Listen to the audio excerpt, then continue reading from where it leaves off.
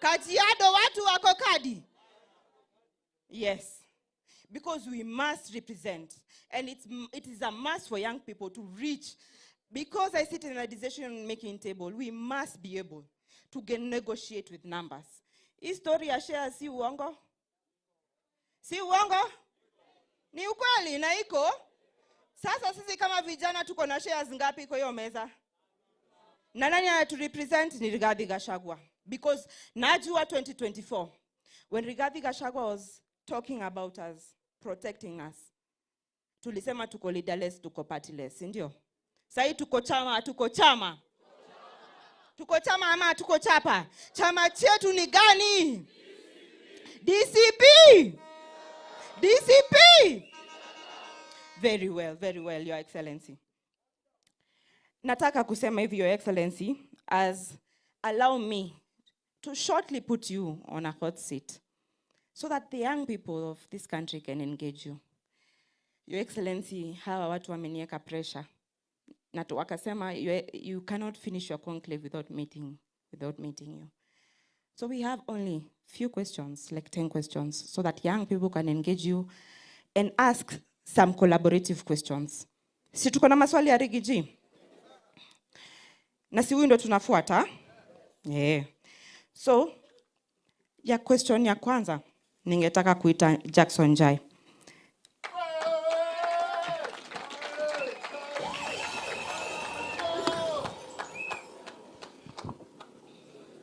Your Excellency, this is Jackson Jai, the Nakuru County Youth Leader. Yeye ndo nasukuma maneno pale county. Na ndio huyu hapa na yeye ni Gitugati. Tafadhali uliza swali.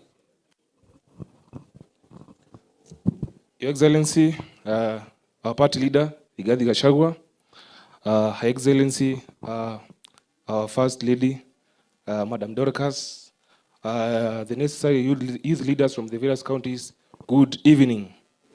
Good evening. One question that I would like to pose to our party leader. Kumekuwa na maswali mingi sana, watu wengi wakikuja huku. Kumekuwa na wazee wakikuja huku wengi sana, inasemekana ati kutakuwa na free and fair nomination.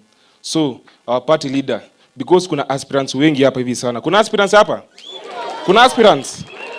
Your Excellency, as a young youth, I want you to assure us that will give us free and fair nomination. Be blessed. Thank you. Your Excellency, we are going just to ask 3 questions and then we can give you a breather to respond. My second question comes from Narok, Lydia Lanoi.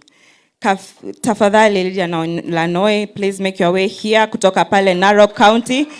We welcome you, our shemeji. Wakati Lydia anakuja, watu wanasema wanataka kuona kiongozi wao. Mnataka kuona kiongozi wenu? Basi youth leader tutasonga hapa. His Excellency atakuwa hapa ili kila mtu aweze kuwasiliana na yeye sawa sawa. Hiyo iko sawa? Hapo mko sawa? Thank you very much. Tuweze kupata podium isonge kando. Tafadhali Abdalla tumsaidia. Thank you George. Okay. Wabebe.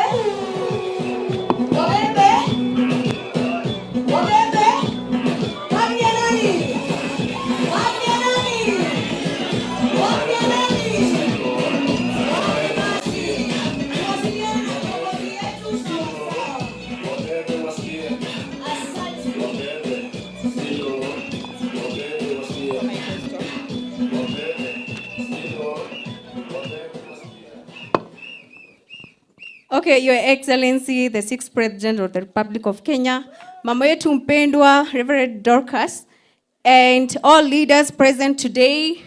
Now, wa youth wote hamjambo? Muko salama? Narok sisi tunasema one time. Nyinyi wote mnasema nini? Okay. The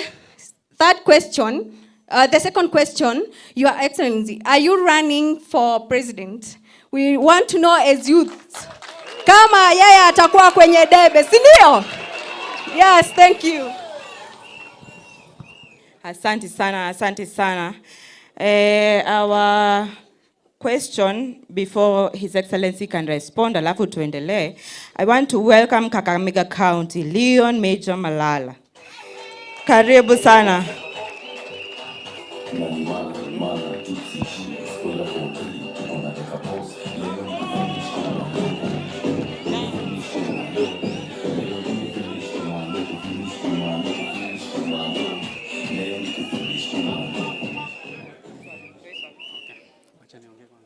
Haya basi, mimi kwa majina naitwa Leon Meja Malala na leo hii nimekuja hapa Wamunyoro na agenda 3. Ya kwanza, ningependa kusema that for so long GenZ tumesema we are leaderless and we are partyless. Na nyinyi mnajua ya kwamba that a mission without a leader ni kama ndege ambayo haina rubani. It is bound to crash. But leo hii I stand here firmly, boldly and assertive to tell Kenyans that the youths have found a party. Na chama yetu inaitwa DCP. Agenda number 2. Mimi ningependa kuambia my fellow youths, it is time we stop classifying Gen Zs as an age. Kwa sisi kufaulu hii mission, we need the unity of every generation. We need the patience of the millennials. We need the wisdom of the baby boomers. Na leo hii nimekuja hapa kuhakikishia that Rigathigachagua is a Gen Z by profession, because this is a man who shares the same visions with the Gen Z. This is a man who has our interest at heart. Na nyi mkumbuke that history does not forget. Mkumbuke when our party leader Rigathi Gachagua, when he was the deputy president of Kenya, he was impeached just because of saying that we should not be shot as the Gen Z. Mkumbuke our party leader as Rigathi Gachagua, when he was the deputy president of Kenya, he took an initiative kwenda kule kwenye mlima kusimamisha vijana kukunywa pombe ambayo haitakikani. Na hiyo inaonyesha the interest that our party leader has for us. Mwisho, agenda number 3. Mimi ningependa kusema hivi. For so long, vijana tumekuwa tukitumiwa vibaya. Sisi ndo tumekuwa tukiuza chama. We have been putting our lives at the forefront kupigania hawa viongozi. Tumekuwa tukiweka maisha yetu at the forefront kupigania vyama. Alafu ikifika kule mbele kwenye meza wanaturusha tena. This time tuko ngangari, tuko rada. Kidogo dakika moja tu. Kidogo ya mwisho nikimalizia, nilikuwa nataka kusema tuko rada and we must bring our demands right now. His Excellency our party leader, mimi ningependa kuomba tukikuja hapa kwa hii chama cha DCP, I want you to assure us that there will be free and fair nominations. Mimi nasikia kuna watu ambao wanatembea na wewe wakisema wakishachukua picha wanasema hiyo ni ticket direct. Number 2, mimi ningependa kukuomba vijana ambayo watakuwa loyalties wa hii chama, we will take our foot forward to sell this party. Ningeomba uashue that viti ndogo ndogo hizi kama za nominated MCA zikuwe za vijana peke yake.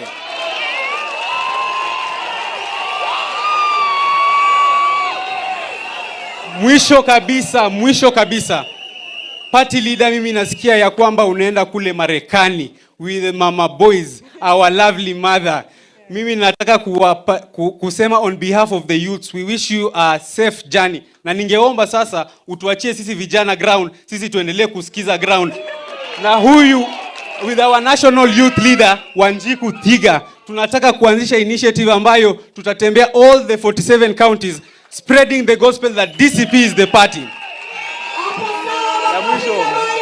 At the end of the day, tunataka Fatuma from the coastal region to join this party. Tunataka Wafula from Western to join this party. Tunataka Omondi from the Nyanza region to join this party. Asanteni, Mungu awabariki.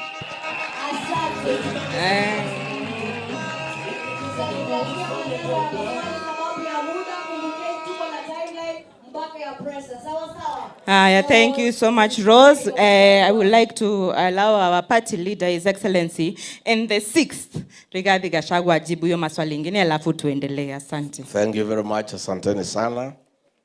Jackson Jai from Nakuru. You have asked about free and fair nominations. Let me say, for the avoidance of doubt, I'm not very clever.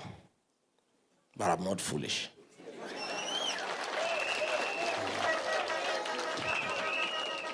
I cannot, with your help, build such a strong party.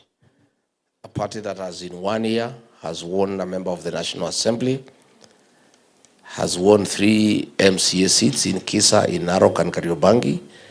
A party that is everywhere, is a talk of town. We build such a strong party, then we destroy it by not letting the people to decide. I want to paraphrase the late Stanley Kenneth Gido Matiba, who said, let the people decide. In Olokalao, we had done some scientific polls, and Same Douglas Kamau Waweru was leading. And he was insisting that since he's leading, we give him a direct nomination. And we said, no, let the people decide. And when we conducted free and fair nominations that are the talk of the country, even IBC has asked us to allow them to benchmark with the DCP. Why our candidate in Olokalao won by 87% is because he was a candidate who was a product of a credible, free and fair nomination, and hence was owned by the people. I want to confirm, for the avoidance of doubt, DCP will conduct free, fair and credible nominations across the country. One of the reasons that I'm traveling to the United States is to enhance our capacity in terms of equipment, in terms of technology, to conduct free and fair nomination in the last week of March next year. I want to assure our young people, because even Leon Major has asked, please go to the ground. The rest will be decided by the people. Nobody will get a direct nomination in DCP. There is no preferred candidate anywhere, and we will allow everybody to compete fairly. The only instances I will say no, very firmly, is if aspirants bring violence to our meetings, or if they bring noise. As long as you are orderly, as long as you are meeting, your supporters are disciplined, everybody who wants to come to DCP is welcome. What DCP cannot entertain is violence, is disorderly behavior. DCP and its leader have been victims of violence, of goons, of disorder. We must do things differently. And since we want to form the next government, we must start showing the people of Kenya that we are orderly and we are disciplined. Otherwise, nobody is preferred. Those who want to take photographs with me are welcome. How they use those photographs is up to them. If you find your opponent has taken a photograph with Rigathi, don't complain, just stand up in the morning and take yours. If it can help you. And these photographs, I don't charge. If I had wanted to be rich, these photographs, everybody is asking, I will be charging 100 bob, I will be a rich man.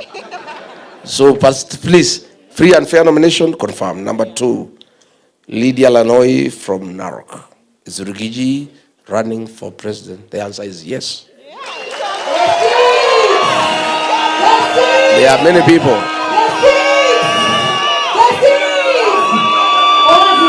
There are many people. There are many people, including supporters of my colleagues in the United Opposition. I've seen them on social media and in public platforms advancing a ridiculous proposition that Rigathi, his work is to remove William Ruto and give leadership to others. Ati hiyo ndio kazi yake. Ati Rigathi has a beef with William Ruto because he removed him from office, and therefore he should just help us to remove Ruto and anoint somebody else. Rigathi is not a kingmaker. Rigathi is king. Let me say, I am not mobilizing Kenyans to remove William Ruto as president because of bitterness, no. Because of vengeance, no. It's my desire to have a good country. It is because I'm a patriot and I must apply the God-given ability to mobilize Kenyans for the benefit of the country. I'm not doing it because I have nothing personal against William Ruto. I have everything against what he stands for and what he does. I want good leadership in this country. And I'm offering myself for that position of president. And let nobody tell you that because I was removed from office, I cannot run. Section 75 of our Constitution says, yes, anybody removed through that method should not vie. But Section 99, Article 3, and the two sections must be read together, that anybody who has a challenge on matters of Chapter 6 of integrity cannot be stopped from vying until and unless he or she has exhausted all the remedies provided by the Constitution, all the way to the Supreme Court. And the two sections, the framework of the Constitution were clear. They must be read together. We are in court, in the Court of Appeal. We believe the Court of Appeal will give justice to Rigathi Gachagua and his supporters. In the unfortunate event that they also pronounce themselves in an absurd manner like the High Court, we still have another chance at the Supreme Court. In the meantime, we are preparing for elections. President Uhuru Kenyatta and William Ruto had very serious case against them of murder, rape, displacement, genocide, very serious things against them. But the court said no, they are innocent until, and they must be allowed to run. And Kenyans said, we will decide. And they ran and they won. Rigathi Gachagua has killed nobody. He has raped nobody. He has displaced nobody. All he has done, he has been punished because of standing with the people of Kenya. Because of saying GenZs are not criminals. Because of saying we should not steal from the people of Kenya. Because of saying people should not be evicted. What crime has Rigathi Gachagua committed? Let anybody tell me. Why would any court in this country deny me the right to pursue political office when I've done nothing? And the High Court pronounced itself that I was taken through an unfair process and I did not get the right to fair hearing. Then the same court allows the product of an unconstitutional process to stand. It's what you call a constitutional absurdity. I am persuaded that the judges of the Court of Appeal will apply sanity, will apply the law as it is read, and allow Rigathi Gachagua to be who he is. And I am determined to pursue political office because that is what Kenyans want. Number 3, Leon Major, yes, you guys said you are leaderless, partless, true. But for us to have meaningful change, a leader must be elected. A leader must be elected through a political party. So the reality of the Kenyan politics and our constitution is that the GenZs must belong to a certain party and they must back a certain leader, one way or another. It is my request that if the young people of Kenya so desires to fight Rigathi Gachagua to be that leader. It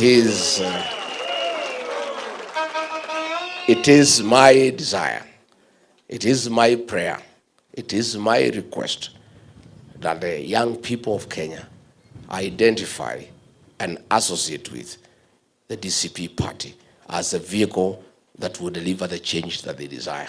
Thank you. Tuweze kupata maswali pengine so that His Excellency our party leader aweze kujibu. Okay, thank you. I want to endorse what our Excellency Rigathi Gachagua said.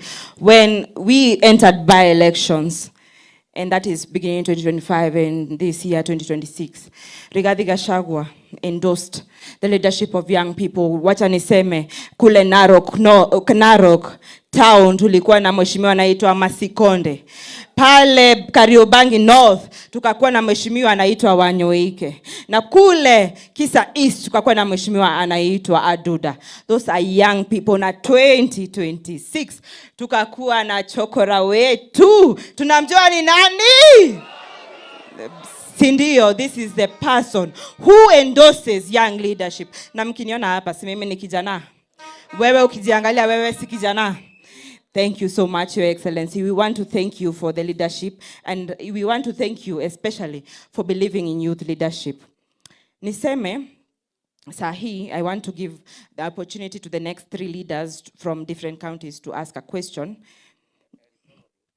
Probably there is one thing I did not respond to that was raised by Major. Ya kwamba hizi viti alisema ni ndogo ndogo. Siwachiwe vijana. Hakuna viti ndogo ndogo. Leadership is a very serious undertaking. These MCAs are not small people because they change lives. County assemblies oversight county governments to make sure that public resources allocated to the county are used prudently to the benefit of the people. They make laws that govern the county. So those seats are not small. Those are serious seats. And I'm very happy. Most of you young people have registered to run as MCAs. I came to Karatina, my hometown, last year. And the aspirants who are GenZs could not let anybody say anything. Everybody wants the GenZs. And I thought the GenZs are using their numerical strength to intimidate the elderly people. Then I asked the women who are my friends in the market. The women told me this time tunachagua majenzi. So I want to encourage you, run for these seats, run as MCs, run as members of parliament, run as senators. But those who will not make it, I agree. Nominated slots for DCP will not go to boyfriends and girlfriends.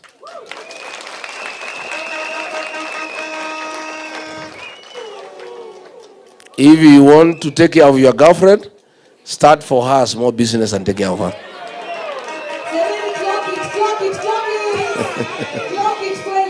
Senor, nominated slots in DCP will be for young people who have demonstrated hard work and loyalty to the cause and to the party.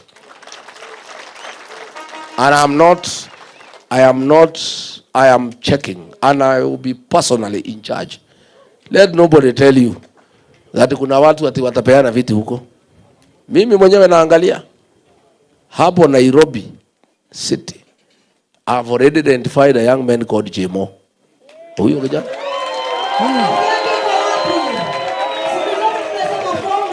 Huyo kijana, this young man, I wish I had 10 young boys like this one. I will be a very happy leader.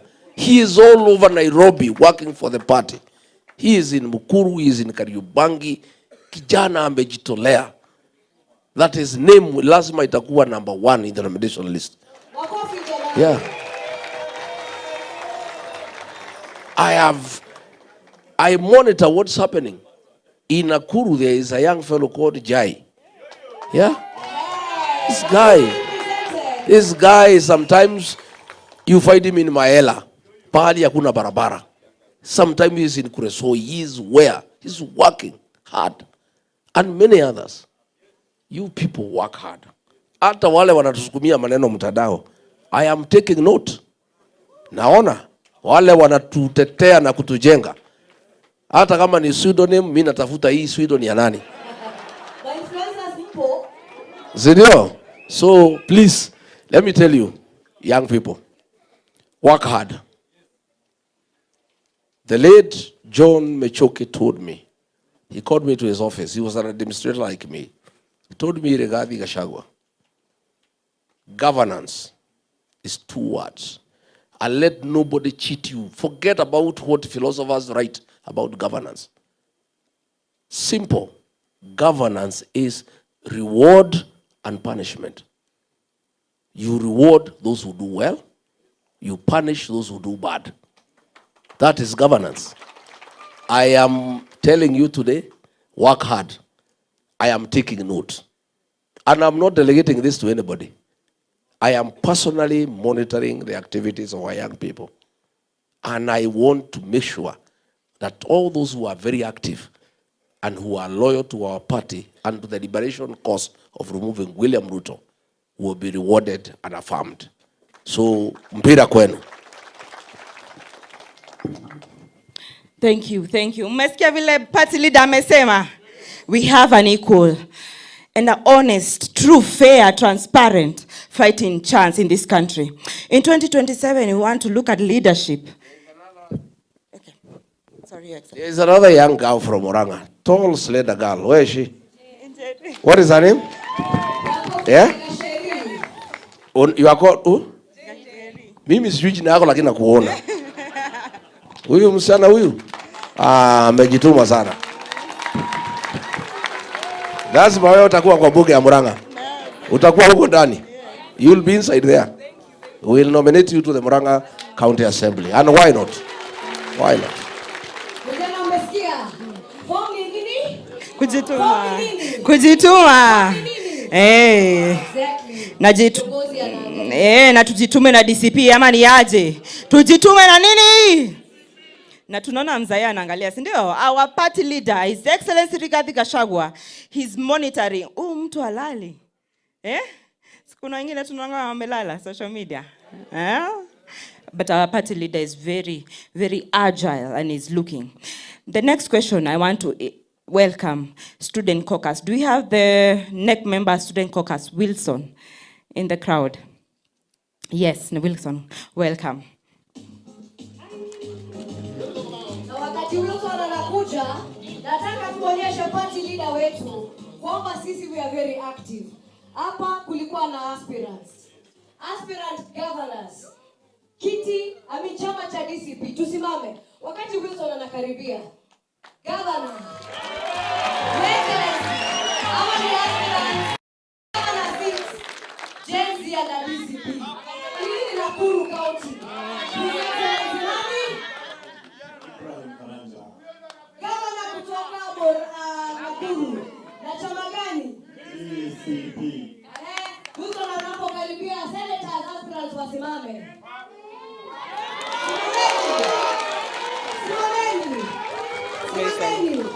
Yo hao aspirants wako wasimame. Women representatives wasimame.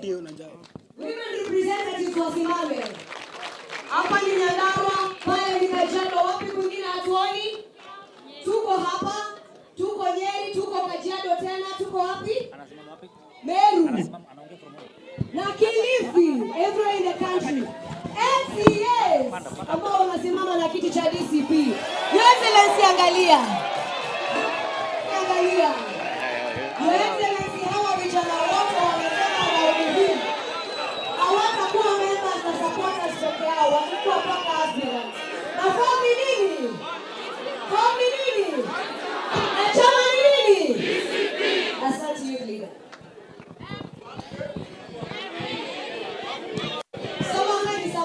Samahani. Members of Parliament countrywide. Tusimame jamani. Members of Parliament. Hey!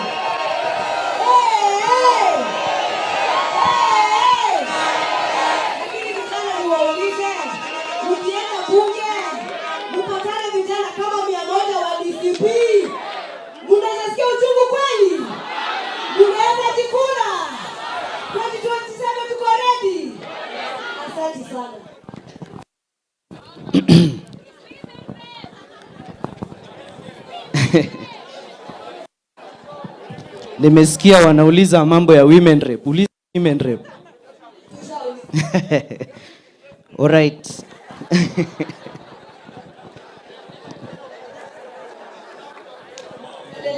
Sawa.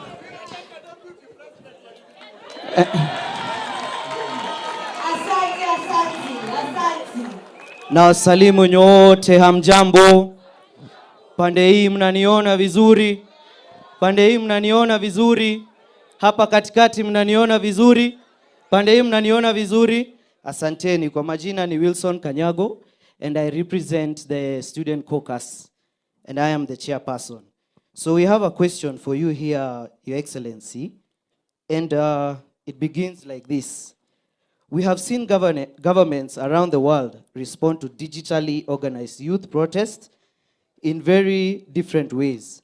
Some go through dialogue and reforms, and others go through policing, restrictions, and attempts to control digital spaces. If DCP forms the next government and faces leaderless, digitally mobilized youth, movement protesting about unemployment, corruption, the cost of living, or broken promises, what would you do in your government? That is question one. And perhaps the bigger question is, will your government see an angry person as an enemy of the state, or as a citizen whose government has a responsibility to listen? Kwa sababu sisi huwa tunasikiza nini? Bas. I have also a few questions. Nilikuwa nimejiandikia pale nyumbani. Si mnajiona nimejipanga? Nimejipanga vizuri.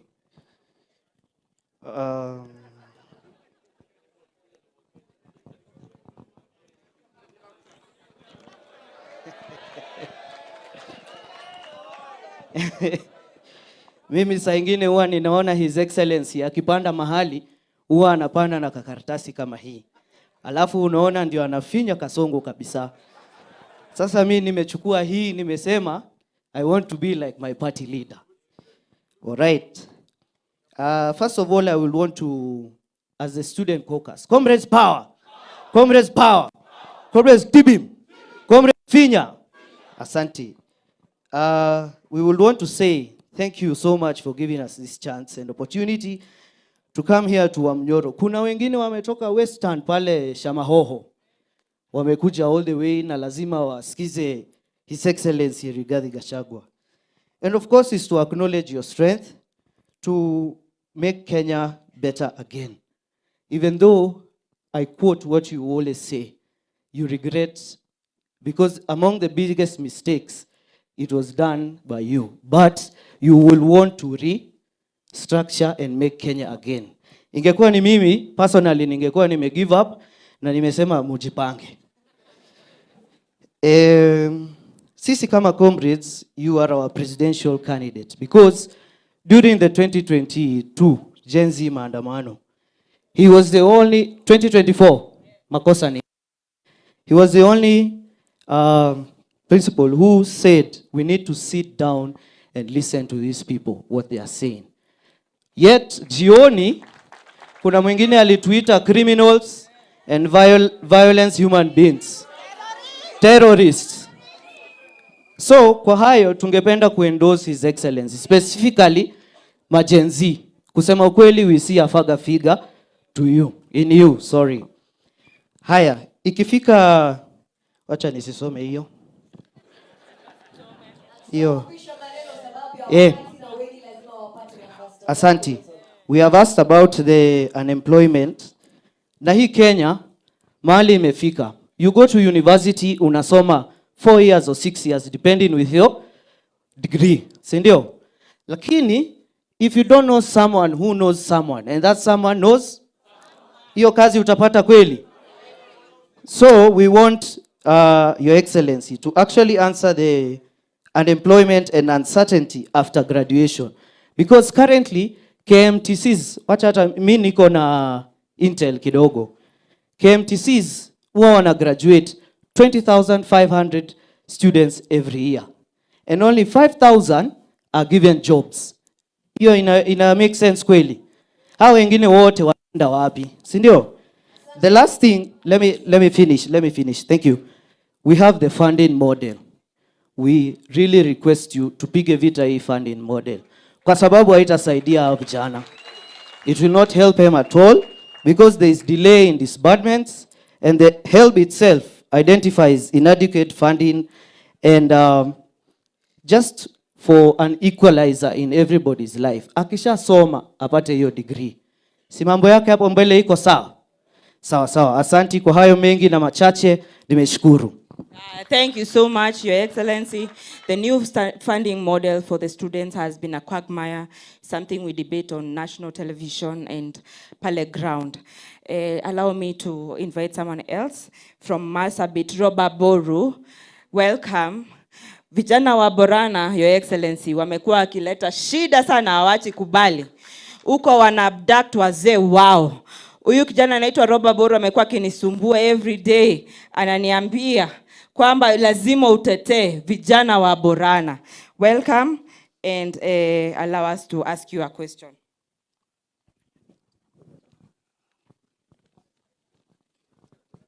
Yes, all protocols observed. Good afternoon. I'm Roba Golicha Boru. Lakini huko nyumbani watu wananiita area MP. Yes, Duale tayari ameenda, tunangoja afike. Tayari ameenda. So they call me area MP kwa sababu huko kwetu serikali imekuwa kitunyanyasa. Apart from physical development, the government launched a program called Onjoa Jangili.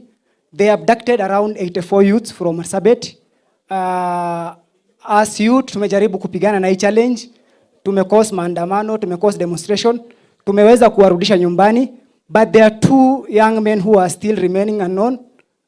They were abducted on 7th January 2026 and their whereabouts is still not known. They are from Bori location. One of them is called Boruguyo Jilo and the other one is called Alake Malicha. The other one is called Alake Malicha. Kindly, Your Excellency, would like you to address and bring to attention of the public about the whereabouts of those 2 boys.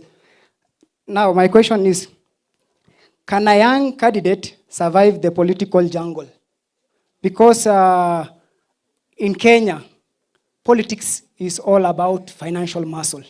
And most of young people, we don't have those resources, we don't have the capability. But we have very brilliant youths. We have very brilliant youths who are bubbling with ideas. They know how to drive this country ahead. But the political space is going to be flooded with, let me call the deep state in terms of resource. Watu watakota pesa, watenda pale ground, na sisi vijana tutaweza kunyanyaswa. Kindly, can you address on that? Thank you so much. Makofi ya vijana wa Borana na pale Marsabit wapigie makofi. Wanapitia abduction, wanapitia execution. Lakini nakumbuka nipigia simu akaniambia naenda off na wananifuata. Nisipopatikana tena ni hivyo.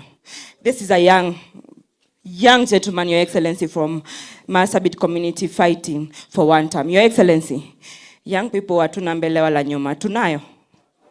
Mimi hata wakinichukua, mimi sina kitu ya kulose. Uko na kitu ya kulose? Nifuuliza tu tuko nayo ama ni kweli si kweli? We don't care, your party leader. So party leader, our hope is in you. And I know the pressure is a lot and it's mounting. But we know you can make it for us. All kura zote za GenZ ni zako, Your Excellency. I want to give you the opportunity to respond.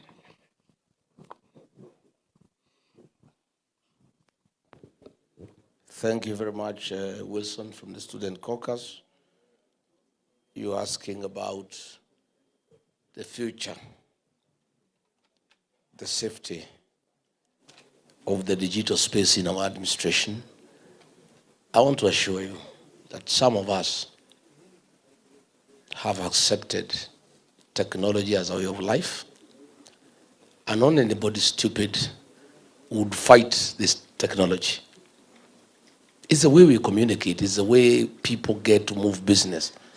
Nothing now today is being done manually.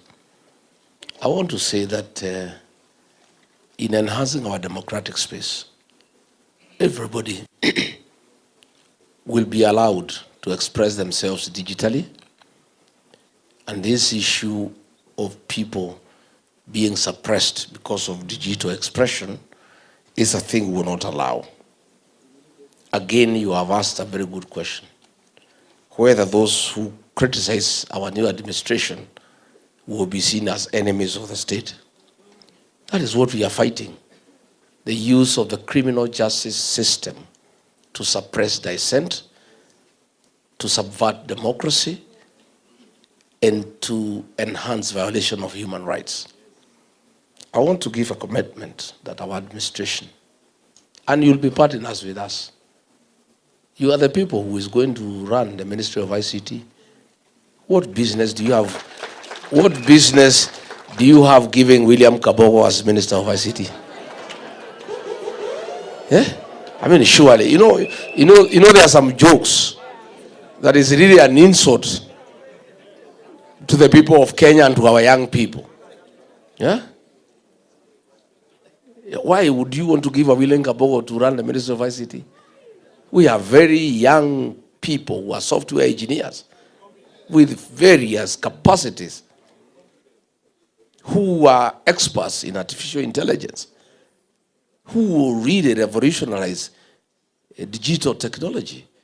So we cannot have a government that is an enemy of the people. We will allow institutions of oversight to prevail. We must, a good government is the one that is criticized. None of us is perfect. Power corrupts. Absolute power corrupts absolutely. Even I, Rigathi Gachagua, if nobody checks me, chances are people around you push you to become a dictator. There must be institutions of oversight, and we must allow people to speak and speak freely. That is what I must tell you.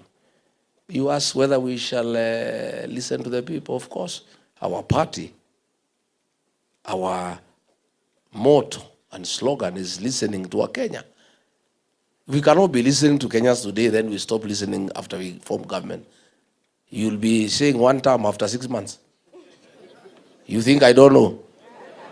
Mimi najua, mimi I'm not like Kasongo. Hiyo Kasongo najua kichwa yake ni ngumu. Na masikio ameweka pamba. Utakosa kusikiza Wakenya namna gani? The problems William Ruto is facing today is because he refused to listen to the ground. He was elected as a very popular president. I was with him. And we were elected, we were very popular. He was not spending any money to speak to anybody. Today, to do a meeting here in Karatina, he has to spend 20 million. His fellow, this soprano, cannot do a meeting without giving people 2,000. The minute you start paying people to listen to you, you have lost it. Because they don't care what you are saying. It's just a transaction, isn't it? People are just transactional.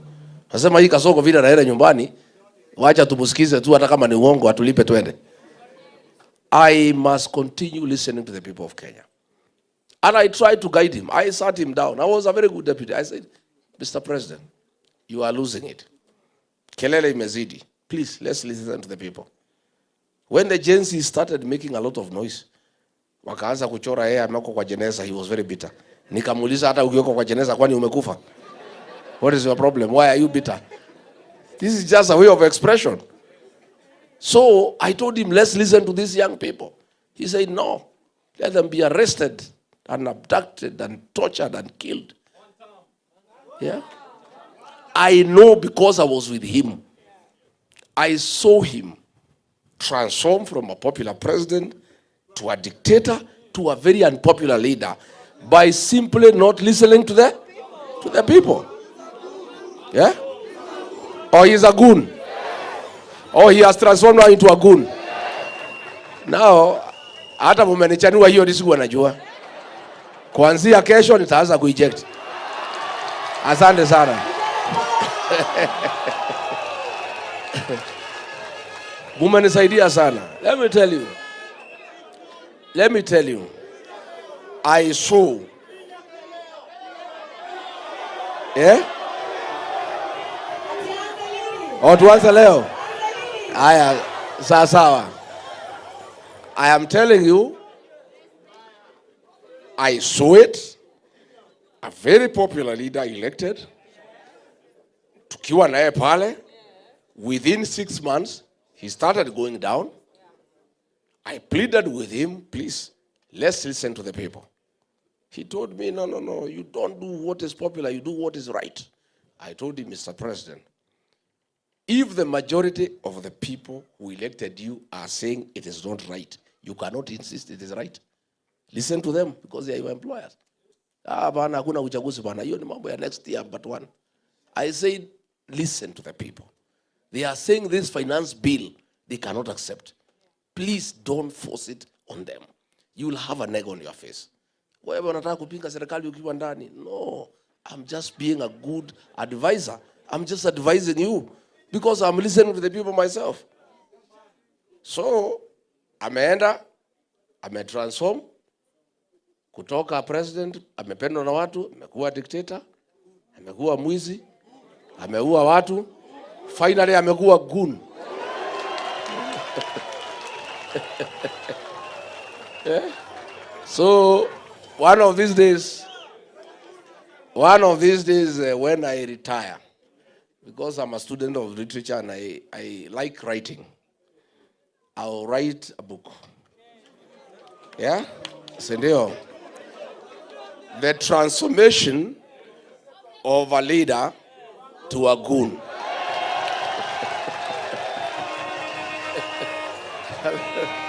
Asante sana. Then, of course, Wilson ameuliza mambo ya certainty of employment after graduation. We just have to fix our country, and we just have to be very realistic. We have to work on manufacturing and import substitution so that we create industries to employ our young people. We have to start agro-processing. We have to start value addition. We must create means of employment. And this is something we have to work on very, very, very seriously. Forget about hii mjengo anasema tumeandika watu milioni, ni uongo. You know? Sasa, okay, watu ya mjengo, okay, wale wamepata wachache, na hawa graduates.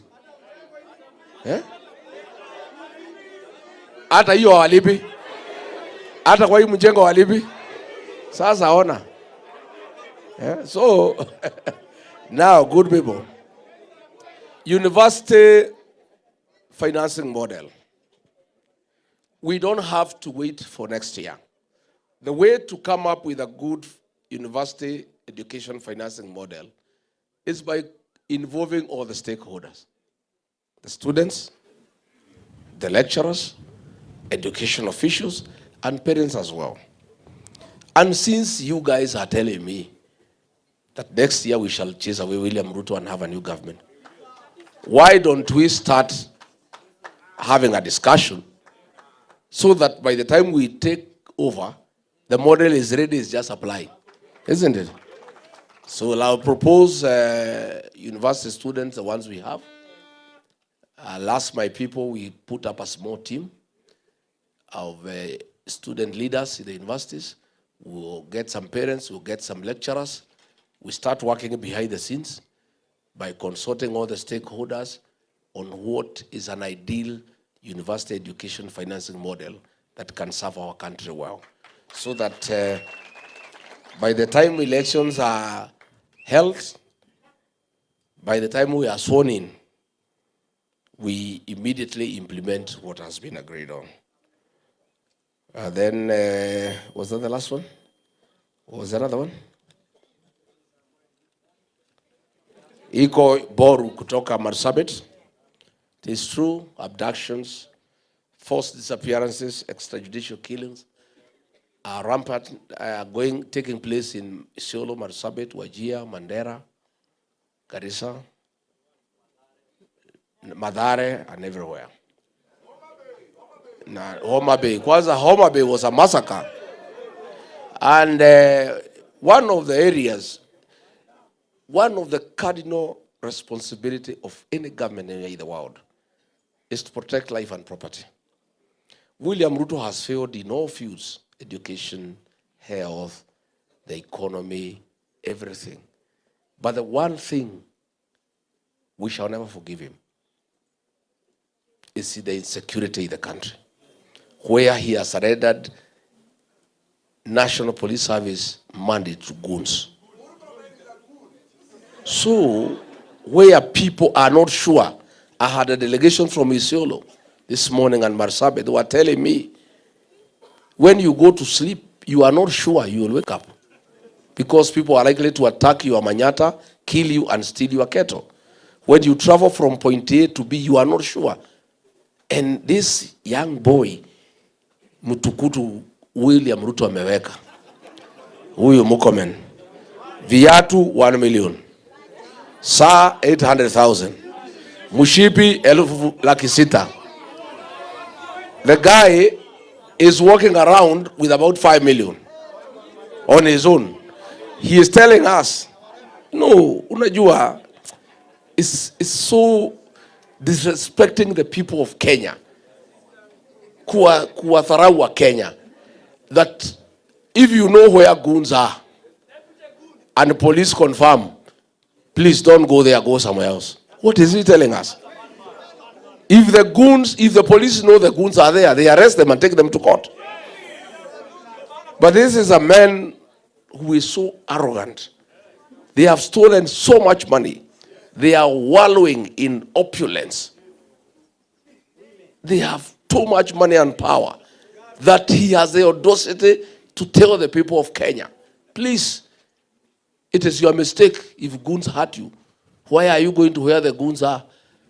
And the police have confirmed the goons are there. Yesterday, I think the MP from Mokoroine said something very good in church. He said, William Ruto, please start a department on goonism that can give 411 to Kenyans on where the goons are, so that they don't have to go there. Because as these goons are everywhere. Police and goons, you cannot tell the difference. Since Kenyans have no way of knowing where the goons are, then if what Mukomen said is what needs to happen, that Kenyans need to avoid where the goons are. And since he said the police confirm where the goons are, can the National Police Service start a small department for information purposes, so that every day, the way they inform us on weather, the way they tell us it will rain, there will be sunshine, sidio? So tunaambiwa leo, pande ya Mathare iko goons, musiende huko. Pande ya Karatina iko goons, musiende huko. Lakini swali yangu ni, since these goons are everywhere, unless Mukomen anasema tuhamie Tanzania ama Uganda, I don't know what we'll do. Thank you very much. Next. Let's have the last round of questions. Yes. Thank you, MC. We thank you, Your Excellency Rigathi Gachagua, for continuously engaging young people. Hivi tu ndo vijana tunatakanga, ama ni aje? Tuongeleshwe tu, tuzungumzane, tusikizane, ama ni aje? Top shota majezi, top shota! Tupo! Aya, sawa. As I welcome Women League, Margaret Wethegeni, Your Excellency, the Youth League is a caucus that is acting as a pipeline to create the next generation of young women leaders. Your Excellency, I want to thank you extremely for allowing me and giving me the opportunity to lead at national level the DCP Youth League. And through that, I'm also extending a hand. And I want to say that I have Grace Jengo kule Nyeri. I am mentoring her to be the next leader through you, Your Excellency, and it's a pipeline for you. Tafadhali mpigieni Grace Jengo makofi. Nataka kwa kusema niko na Lydia Lanoi pale Narok. Next leaders generation tunawaona pale. Nataka kusema pale Taita Taveta, Habiba umefika. Your Excellency, Habiba is also on her way. And I also want to say, Kisumu, tuko na youth leader, mwanamuke ako wapi? Veronica Blessing. Karibu sana Wamunyoro. Your Excellency, we thank you so much for honoring young women in leadership. And we know in you, we are going to be as powerful as Reverend Dorcas. Have you seen her in the podium? Have you seen her in her element? We thank you, Your Excellency. Tusema Wethegeni umefika, ujafika bado, fika haraka sana. Please come here and ask the next question.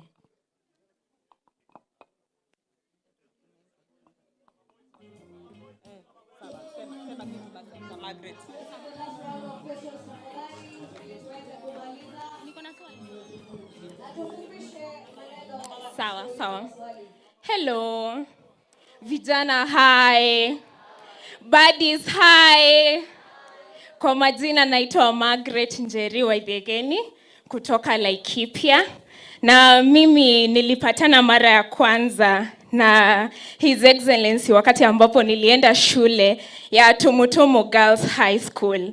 I can attest that he mentored us, he inspired us, and he showed up for us.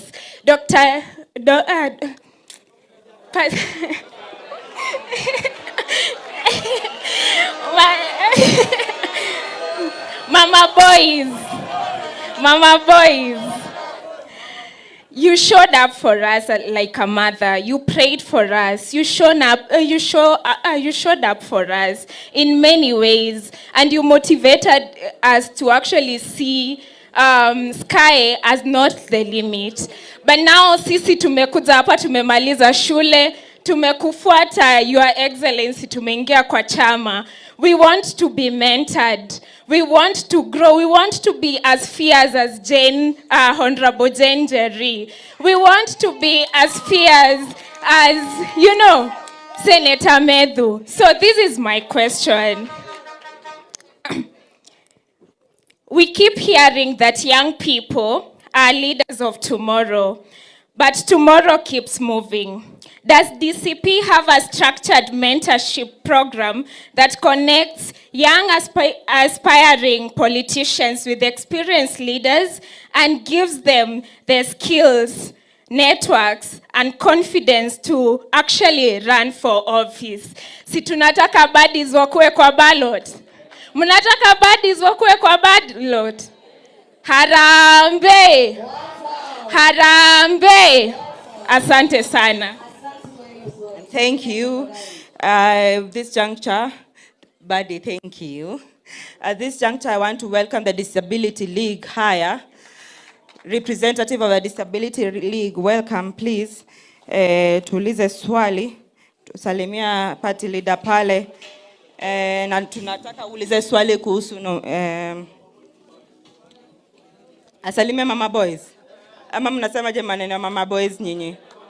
Hapo tumeget keep by wazi.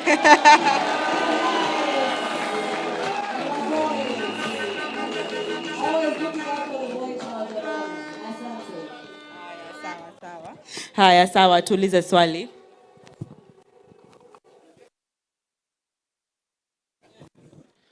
Vijana power. Vijana power. Thank you very much. Kwa sababu leo this is a consultative meeting, sitapaza sauti sana. Your Excellency, the elected leaders, my name is Haya Dennis. Natoka eneo za Bondo. Kule ambako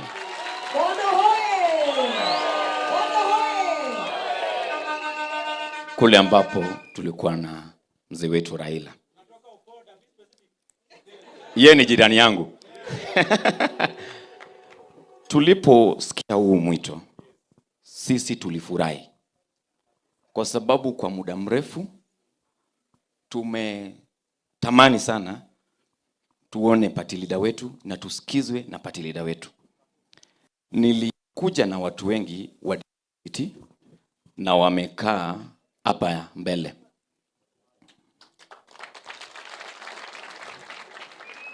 Atungeweza kuwa wengi sana lakini tuko wengi. This is a representation of very many persons with disability in this country who are ready to stand with the party. For time memorial, we have been having political parties in this country who have been having disability for formality purposes. That pains us.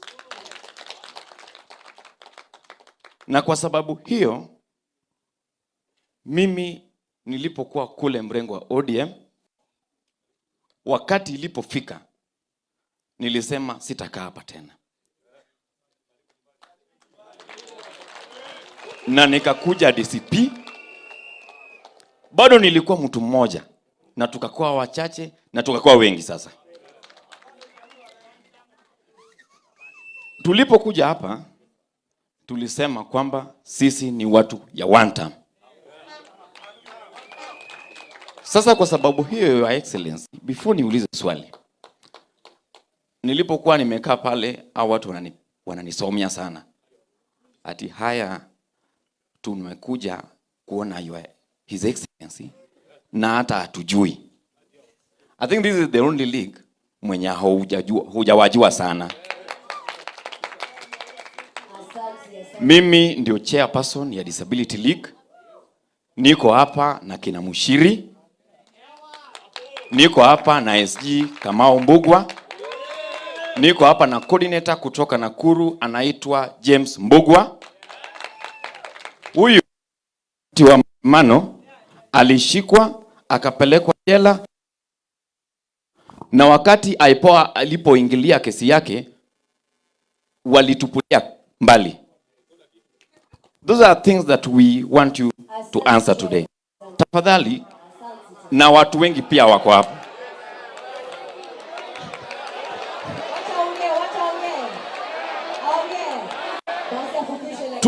Tuko pia na watu hearing impairment, deaf community. Wamekuwa represented hapa na wachache. Ningependa wasimame wao pia muwaone. Kando na hiyo, Your Excellency, tuko na aspirants hapa kwa Disability League. Just imagine. Wao pia ningependa wasimame uwaone the aspirants.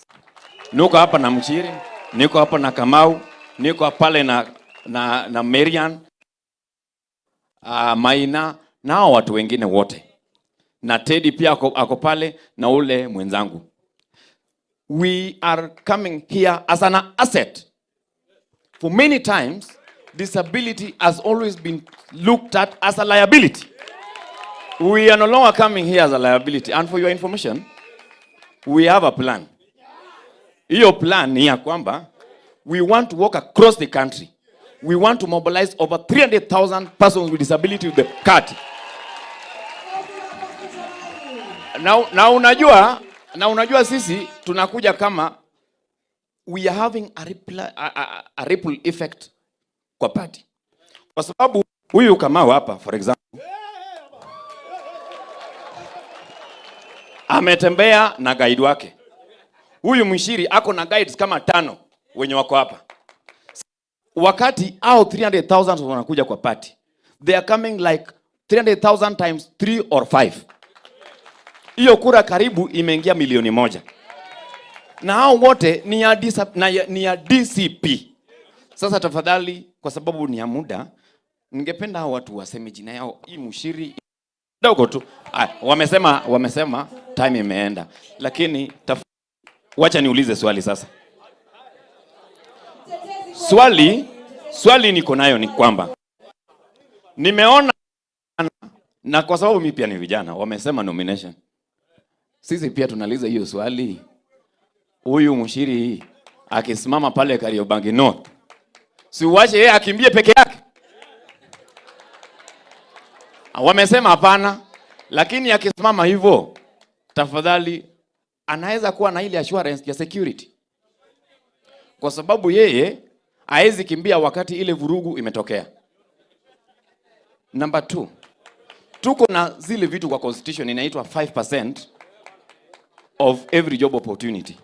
Like, Your Excellency, it lacks what we call penalty. It is very vague and vacant. Kwamba it is very optional kwamba the organizations can decide to employ or not. We want you to put it that there will be a penalty for those organizations that will not have 5% representation for persons with disability in this country, in your next government. We have a proposal there that will request to be presented to you in your due time if you allow us. Bado tuko na wewe hapa.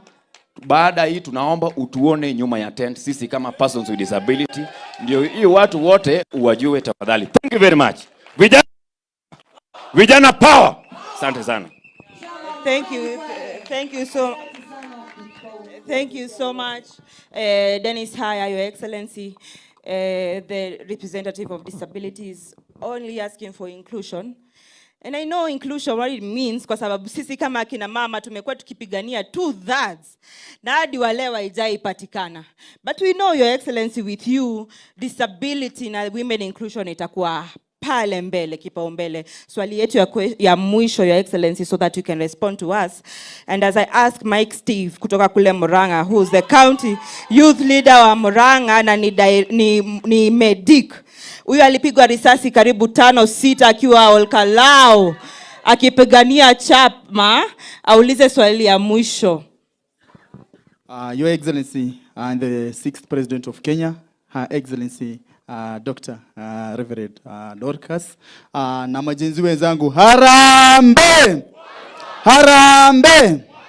Kwa majina, mimi naitwa Mike Steve. And Your Excellency, today, I have a humble request. I love the good job our lawyers do, read by Mheshimiwa Njeri Maina. Kila time, mwenzetu wameshikwa, wanaungana, wanaenda, wanamtetea. Mimi kama medic, I'm a doctor by profession. Ningetaka utupatie ruhusa. Pia sisi kama madaktari, when I look at this all, and I know several doctors wako DCP, na several nurses na pia pharmacists. Pia sisi tungetaka tukue na kikundi. Ili tunapoenda kule campaigns ama kule rallies, when one of us is injured, tunamshughulikia mbio mbio, anarudi kwa ground, anafukuza kasongo. Ama ni aje? Your Excellency, kwa bahati mbaya tunaongozwa na CS ambaye hana clue yoyote. A clueless CS wa health. Unamjua?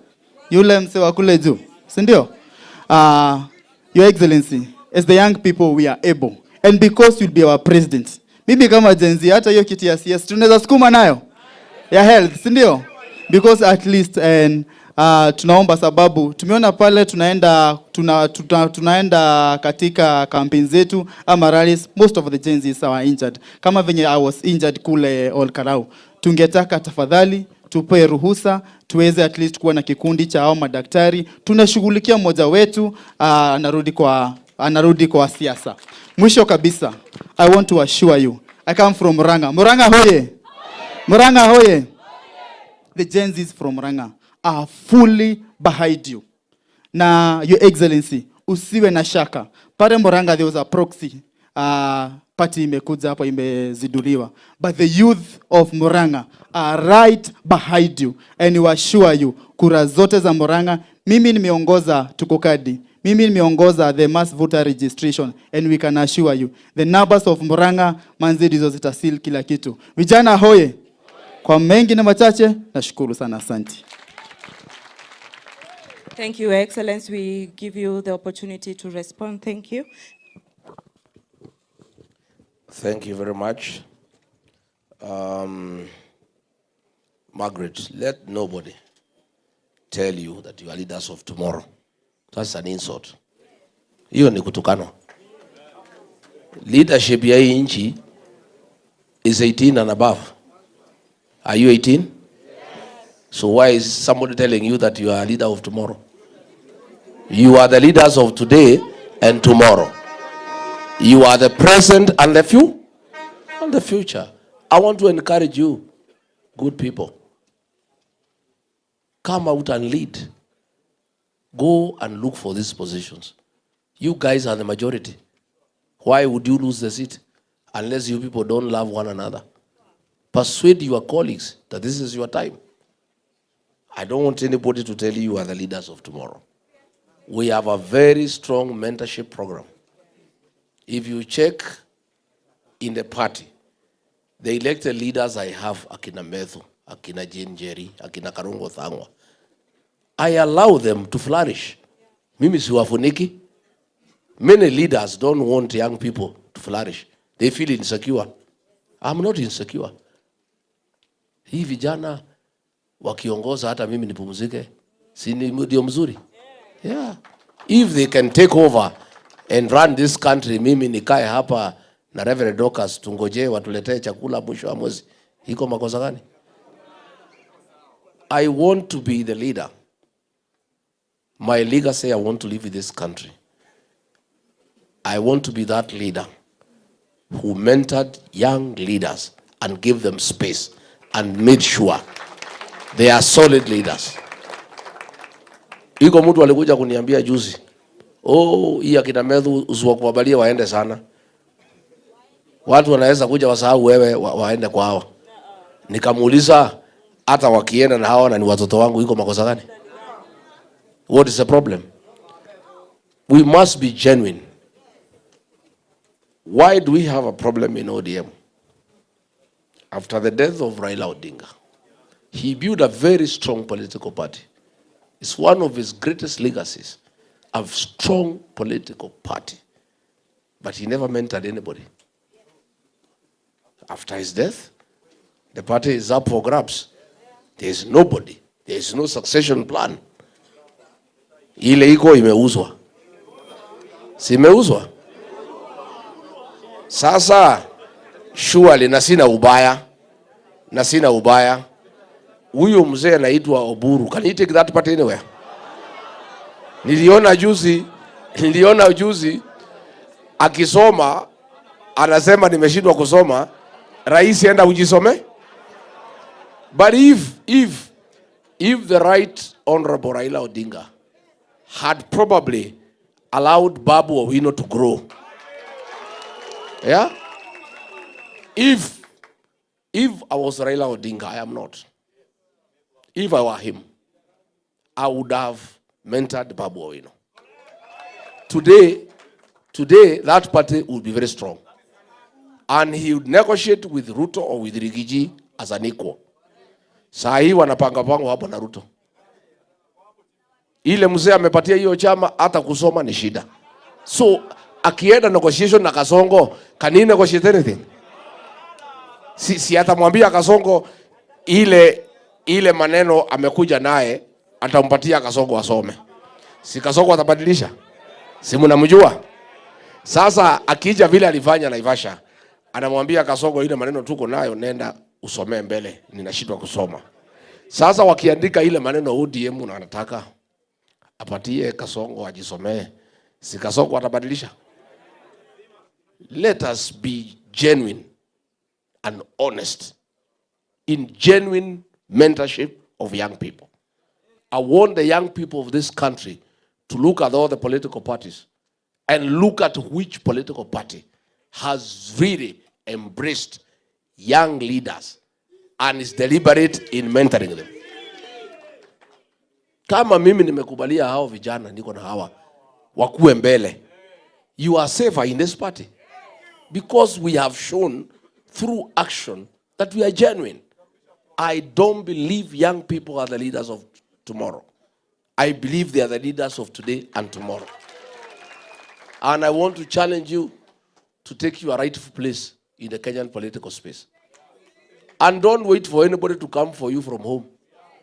Ati uitwe kutoka nyumbani ukuje uongoze watu. Hakuna mtu atakuita. Wewe utoke ukuje useme nimefika. Mimi niseme mtu ya PWD umesema vizuri. Disability is not inability or a liability for that matter. Na mimi wacha nikwambie huyo jamaa anaitwa Mbogo ya Nakuru. Yule mtu ya Nakuru. This guy here. Pale nikija Nakuru hapo Kanu House. Iko ngazi na kuanga hapo watu wanang'ania kupanda. Huyu anatoa hii watu yote who are able. Anapanda juu in his condition. Anachukua microphone na kuongelesha mkutano. He fights for his space. And he has never felt that he should be pushed around because he is disabled. He has affirmed his place. I really like this guy. You know, hapo na inakuanga watu na furutana. Hata hiyo clutches yake anaitumia kushukisha wengine. Anaweka hapa, anakuweka nini, anamwambia wewe shuka. Anapanda hapo. This guy, you guys, I want to give another. I'm sorry I'm not able to see you separately because of this meeting and the press conference, but I'll create time to sit with you. But I'll take your memorandum, I'll look at it, but I want to give you an assurance that I will fight for you. Na nyinyi already you have an advocate for you who lives right in my house inside. Wakili wenu anaishi kwa boma yangu. Huyu Reverend Dorcas. Yeah? Mambo, when she was in office, her program ilikuwa ni the boy child, widows, orphans, and PWD. So mimi nikipata nafasi ya uongozi, wakili wenu ako hapa. Hata nisiposikia hiyo maneno mchana, ataniambia usiku nikifika nyumbani. Akiona sijaelewa vizuri, nikiamuka asubuhi atani, you are okay, you guys. You can rest assured that in my administration, you will prevail, you will be affirmed, you will be present. And I have told you that you have a very serious advocate in my home. Sitapata amani nisipochunga mambo yenu. Na mimi natafuta amani kwa sababu nazeeka. Sitaki shida kwa boma. So you are good. Don't worry. We are fair. We are fine. Tukimalizia ni mambo ya Steve umesema mzuri. Anpole uliumia huko Olokalau. This guy was shot 5 times. And it was very sad that Ruto thinks that he can force the people of Kenya to elect him or UDA. It's not possible. Walijaribu Olokalau ikakuwa ngumu. So I agree we can work on that possibility that you put together a team of doctors and paramedics to help our people in this struggle. Because hii kazi ya kutoa Kasongo si rahisi. And that's why I work very hard. I work hard because kutoa hii mtu si rahisi. Hiyo mtu ni kichwa ngumu. Na ako na pesa, na ako na means of violence, na ako na goons. Na mwenyewe ni goon. So we have to work very hard. So along the way there will be challenges of a medical nature which mutafanya. There are challenges of legal nature. I want to thank Kasheria na wengine wakati ya GenZ alisaidia sana. You know? At least I was away in the States and our young people were safe. Huyu Wanjiko Thega alifungwa 17 days. Alishtakiwa na terrorism. Akafungwa 17 days wakiwa na kijana mwingine anaitwa Kawanjiro. Akateswa, she was stripped naked by men. Wakimlazimisha to implicate me and meddle kwa violence. Na ndio nikamwambia tu pia wakati kifika tutapanguza haya machozi. Si ndio? Yeah, because that courage, that determination is on another level. So I want to thank our lawyers, Kasheri, and your team for always being available to give pro bono services to our people, especially our young people when they have been arrested. And those teams, the legal teams, must now be enlarged. As we go towards the last stage, and Kasongo is very desperate, kutakuwa na shida mingi. Si ndio? He is very desperate. Atatutatiza, I must tell you. I must prepare you psychologically. I must prepare you. Atatusumbua sana. Muko gagari. Atatusumbua. But you guys, the good thing you have said, nyinyi, you have nothing to lose. You can only gain. Si ndio? So mkuwe tayari, but we'll put our lawyers on standby. In every county we'll have a team of lawyers. The way Steve has suggested, a team of doctors and paramedics, just to be at hand to assist when there are challenges. Rose, how many more to go? Your Excellency, we are done. We actually wish to present you with a gift. Kidogo tu, we will do it in sessions. Vijana sikizeni. Naelewa.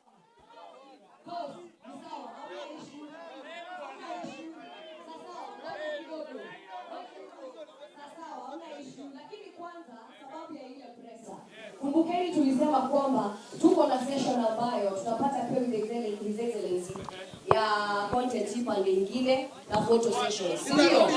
Na hiyo tutakuwa nayo. Ni sawa. Because I also want us to engage in that way. Sawa. Sababu tukianza hivi kila mtu atakuwa na swali. Na ndio maana tunataka tu manage. Sawa.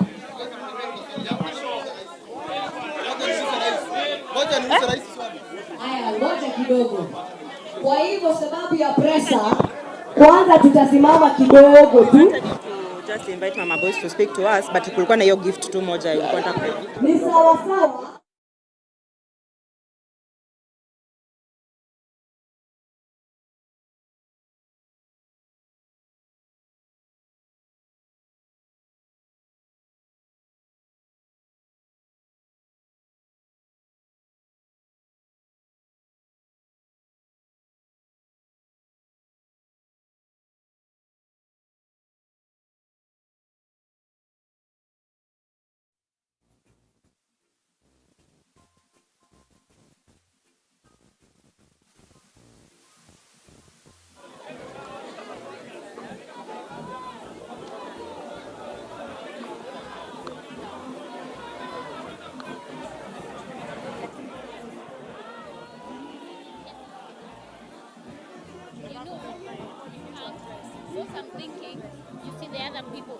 Haya basi vijana. Tunakubaliana. Sawa sawa. Haya sasa sikizeni.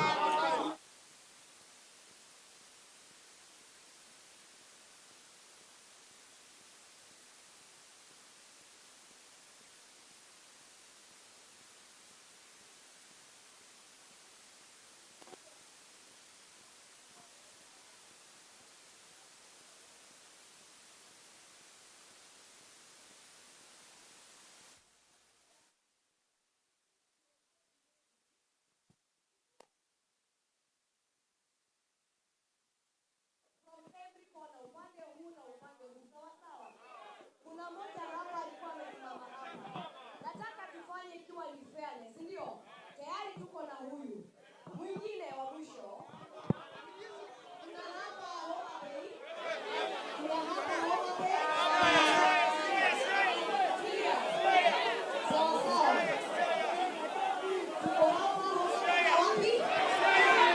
Sawa sawa. Tuanze na mbele tafadhali. Na swali ni dakika moja sababu ya presa. Tupo tayari. Aya, Bwana Yesu asifiwe. Arambe. Kwa majina naitwa Frank Millionaire kutoka Meru. Naomba tusikizane tafadhali. Hii itatusaidia sana. Bwana Rais, incoming President 2027, na ninajua utaingia. Mimi ndiye nilikuwa hapa na nimekuja hapa for a long time. Swali ya kwanza ni kuambia Mr. President 2027, allow me to call you that. Tuko na youth leader wetu kutoka Meru, anaitwa Madev. But I'm very sad kuwa na linda wa kutoka Nairobi wa Rigathi ana appoint someone is not our linda. Hiyo ni kitu mbaya sana. Tunataka tuwe tunatumia linda wetu yule amechaguliwa kupitia yule tunapatia. Hiyo naongea ya Meru, si ya country nyingine. Ya pili, tunataka huwa linda yule tumechagua au anatumiwa. Tukienda Lare, sikiza goja, tukienda Lale tu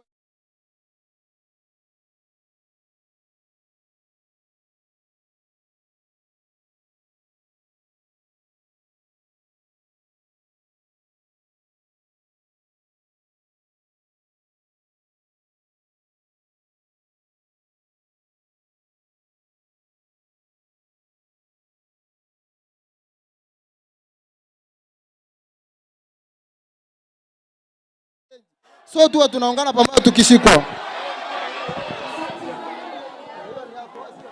Asante Frank Millionaire. Bayu.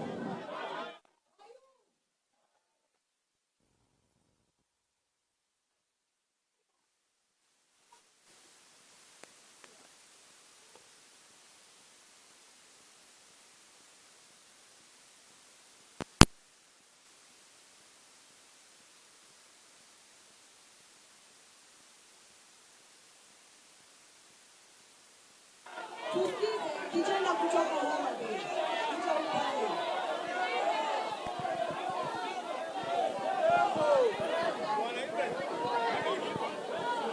Your Excellency. Vijana wewe. Your Excellency. My name is Gerish Polo Otieno, and I'm from Nyanza.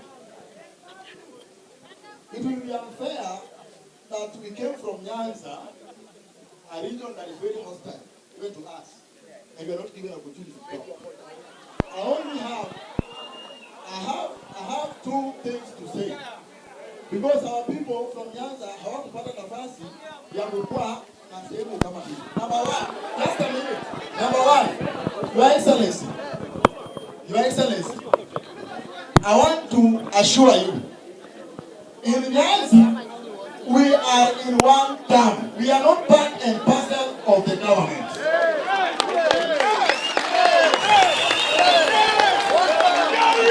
The people you see singing two term are common, and some of them have turned into vampire like Gladys Panga from Homa Bay. Number two, Your Excellency, as the people of Nyanza, I want to request you, we want to feel part and parcel of this party. Come and visit Nyanza and don't fear anything, we will welcome you. Your Excellency, you are the party leader from DCP or DCP. You are a Kikuyu. And I appreciate, I don't have a problem with that. And I want to say the people of Nyanza, we don't have any problem with Kikuyus at all.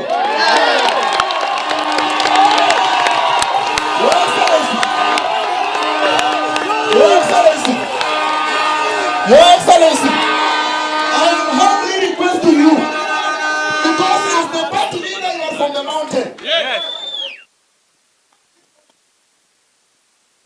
Secretary General is from Kikuyu. Organizing secretary is from Meru. We have our son in this party called Ken Babu. Tafuta kitu hapo juu hata kama ni deputy of the party secretary general. Ken Babu, because we want to be part of this party. Thank you, Your Excellency.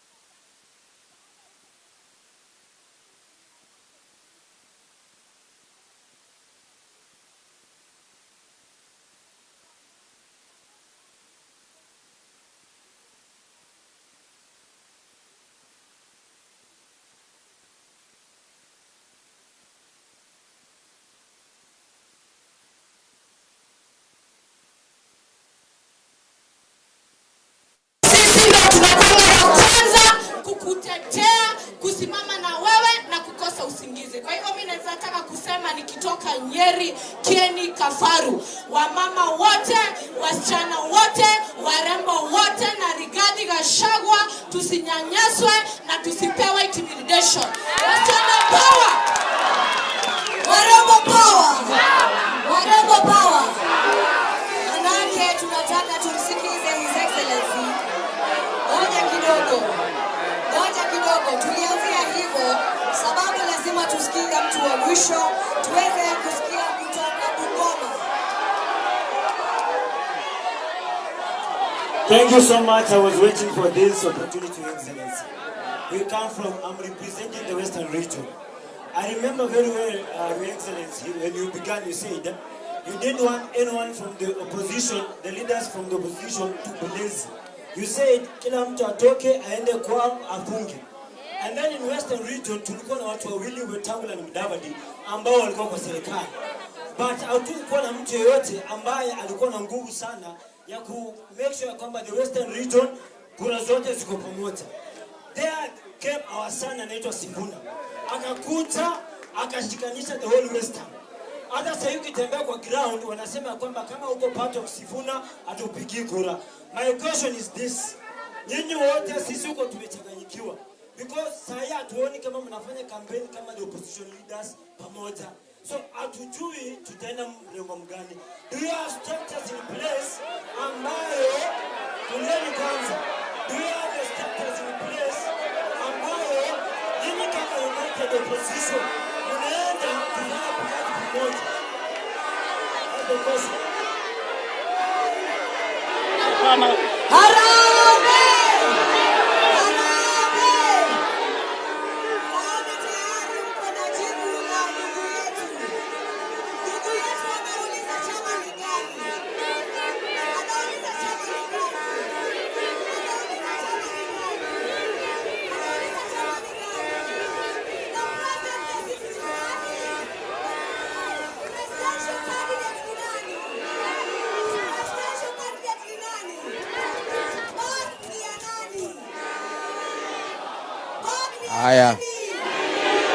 Thank you. Please be seated. I appreciate. Please, relax kidogo. I know kila mtu akitaka kusugumuza. It means, what it means, I should engage you more often. Sindio? Naona muko na maneno. Na if I had planned well, munisamehe, I would have set this day aside for you and nobody else. Sindio? Ndio muweze kuongea ile iko kwa roho imtoke. So just be patient so that we have to prepare for the presser. Niseme kutoka Meru, if there's a problem, we'll look into it. We'll look into it, definitely. Na public rallies nikija. Going forward, we'll make sure 2 GenZs, vijana, wanapewa nafasi, na wasichana wawili. Yeah, after tumepatia wale wanataka viti, ndio GenZ pia sauti yako isikike, si ndio? James Otieno from Homa Bay. Please just be attentive. I appreciate that Nyanza is one term. I do also have that information. Unajua Kasongo aligongwa na Wanga na Junet na Oburu akauziwa ODM ambaye ni Shell. Unajua yeye alikuwa anafikiria ananunua pamoja na Wajaluo. Hii Wajaluo, na nimesema mara mingi, hii watu Wajaluo ni watu safi sana. Kwa akili na masomo wako mbele sana. You cannot purchase the Luos. These are people, this is a community that is very intelligent. It's a community that understands what is going on. Na ndio uliona hiyo vita ya Homa Bay, akina Wanga did not want Kasongo ajue alinunua share ya ODM. Alijua alikula deposit. Alijua akina Sifuna na akina Babu na Orengo, if they are allowed to hold a good meeting, Kasongo will know that the Luos were not bought together with ODM, awache kutoa pesa. That is why Wanga na Junet na Remo Domolo waliweka vita kali. We have never seen such violence to make sure that a good meeting does not take place, so that Kasongo does not know ya kwamba Wajaluo are not with him. So I agree with you, and I'm very happy. It is true. The Luo nation has nothing against the Rigathi. Rigathi has nothing against the Luo nation. The Kikuyu nation has nothing against the Luo nation. In fact, wacha nikuambie, the day William Ruto made a decision to chase me away from government is when I toured Nyanza with him for 3 days. Na nilipata makofi kali kuliko yeye. And he has made sure that anajaribu kupiganisha mimi na Wajaluo. Na Wajaluo ni watu werevu. Siku ya mazishi ya Raila Odinga pale Nyayo Stadium, huyu Remo Domolo nilikuwa natoka kuja, akapaga gunsi ya Nairobi. Alitaka wanipige hapo, kuwe na vita, imesemekane nimekuja kuharibu mazishi ya Raila Odinga. I'm an intelligent man. I made a decision that huyu ni mzee wa heshima. We should not do anything that can spoil his last day of honor. I was supposed to come to Bondo. Again, wakapanga goons wakiwa na Wanga, wakuje wanipige. Mimi nikasema, nikienda nipigwe kwa Wajaluo. Na sio Wajaluo wamenipiga, ni goons wameletwa kutoka Nairobi. Ndio jamii yangu nyumbani ianze kuwa vita na Wajaluo. I'm an intelligent person. I decided, and I said, when we were celebrating Raila akienda AU, the speech I made about Raila Odinga and Ida is on record. I said what I needed to say about that old man. Give flowers to a man when he is alive. Don't come to his grave to shed crocodile tears. Na uongo. From there, I talked to Mama Ida. Nikamwambia mama, ningetaka nikuje kupiga pole. Nikapanga na jamii yangu tukasanya mang'ombe na kila kitu, tukapanga safari. Mama Aida akaniambia nitakupatia siku, nikagoja. Baadaye she was appointed ambassador wa UNEP. Hiyo maneno ikakuwa. Sasa siwezi kuja kwa boma bila kugojewa na mwenye. If a day will come, one day, familia inikubalia nikuje nipige pole, na tutakuja na watu wetu. And our people have said, come, tunataka kuenda kwa Raila Odinga. Because yeye alisupport Mwai Kibaki tu. Na tuko na shukurani. Na tumekuja kupima kabisa. Tukikompea huyu Raila Odinga na William Ruto, yeye bado kosea sisi wote mlima. There is actually nothing he ever did against us. Ilikuwa tu ni vita ya siasa. I am going to come and visit Nyanza. Mimi, I have talked with my good friend Babu Owino. Babu Owino is my good friend. And is my buddy. Na ni rafiki ya watoto wangu. Na nimemwambia Babu, ameniambia kuja, watu ya Nyanza wanataka kusikia ukweli. The last time niliita Ramogi, ile mtu naitwa Trevor Obija, aliitwa na Omolo akaambiwa asinipatie nafasi niongee. Naye kiti alikuwa anatafuta huko Nyakachi ikaenda. Si ndio? So once nikirudi nitaita Ramogi tena niongee na hawa. I'll arrange a tour of Siaya, Migori, Homa Bay and Kisumu Dala. I'll come. And I want to say William Ruto is working very hard to create a wedge between the Luo nation and the mountain. Ndio wa Junet wananitukana kila siku na akina Wanga. Lakini we know wanatumiwa na Ruto. There is no conflict whatsoever for whatever reason between the Luo nation and the Mount Kenya. Tulikuwa tunapigania viti. Raila akisimama president, Kibaki anasimama, tunakuwa na mgogoro. Saa hii we are not fighting. Na mimi niseme Wanga mnasema ati Rigiji ako na shida na Wajaluo. Mimi I never ran against Raila Odinga. I was never his opponent. Mtu alishindana naye ni William Ruto. Mimi sikuwa president, Wajaluo wakiwao kwa maandamano. I was not there. So hii maneno mnajaribu akina Wanga kuniwekelea, mimi nimeumiza Wajaluo wapi? Ours was just political competition. But I've never done anything against the community. Na nimesema mara mingi, the man who mentored me into leadership is a Luo man called Samuel Eric Oreta, who was district commissioner Kiambu, a man from Kedube, ambaye ndiye alinifundisha utawala. And I remain forever grateful to Bwana Oreta. Peter Raburu alikuwa district commissioner wangu Kakamega, alinifundisha kazi mingi sana. The late Hezekiah Oyugi was my PS. Alinifundisha kazi. Mimi nimesema mara mingi. Nimesema mara mingi.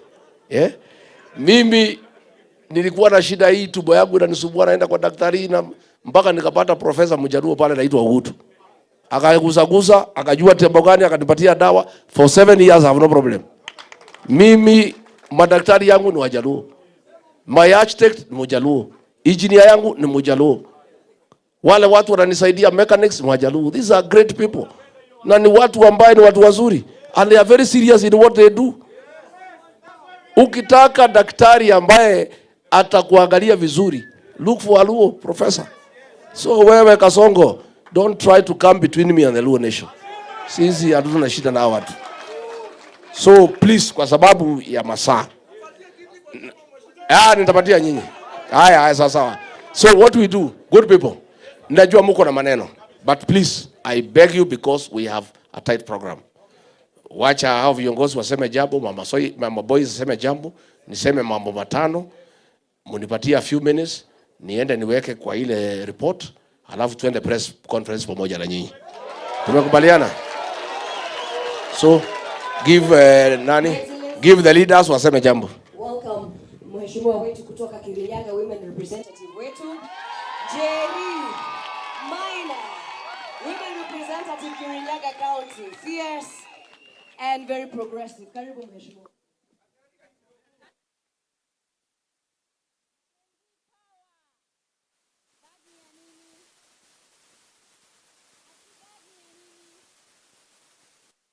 Mr. sitaki kuweka sana. Juu sitaki tukosane na nyinyi. Mimi najua nyinyi wasee wenye mko na energy. Na boss, hata hao watu ni vile wanakupenda ndio maana unaona wakiwa na energy hivyo wakitaka kuongea. I just want to say a few things. Na mimi nimepitisha huyu kijana Ken Babu ni menti wangu Haya na watu sasa mtulie vijana. Ingine niseme ya kwamba mmeambiwa na party leader chama ya DCP itakuwa na free, fair, credible nominations. Mimi nilichaguliwa pale Kirinyaga at 27 years. So nilikuwa ndio nimemaliza shule, nikapata first job, wakanipea kazi. Vijana mjitume. Msiasikwambia ati you're too young to run. Asikwambia ati wewe una kakitu, wewe kuna mali unaweza enda. Hata mimi niliambiwa bana. Hata mimi niliambiwa kuna mali naweza enda. Ujitume kwa ground. Enda ongelesha au kina mama, wazazi wetu, wazee. Ongelesha vijana wenzako. Kampeni yangu iliraniwa na vijana. Na najua Alex Samson wako hapa ndiye alikuwa anaongoza blogging team. Na vijana wakajituma. So me I know young people can lead given the opportunity to lead, Your Excellency. Hizo nominations by the way tunawaambia si za watu wazee, si ndio? Nominations ni za vijana kwa chama ama ni aje? Because wale wenye wako na do wanaweza enda ground, wanaweza waende wapange vitu hivi 1 2 3, lakini vijana juu wako na ideas za kulead nation ndio wanafaa kuwe pale.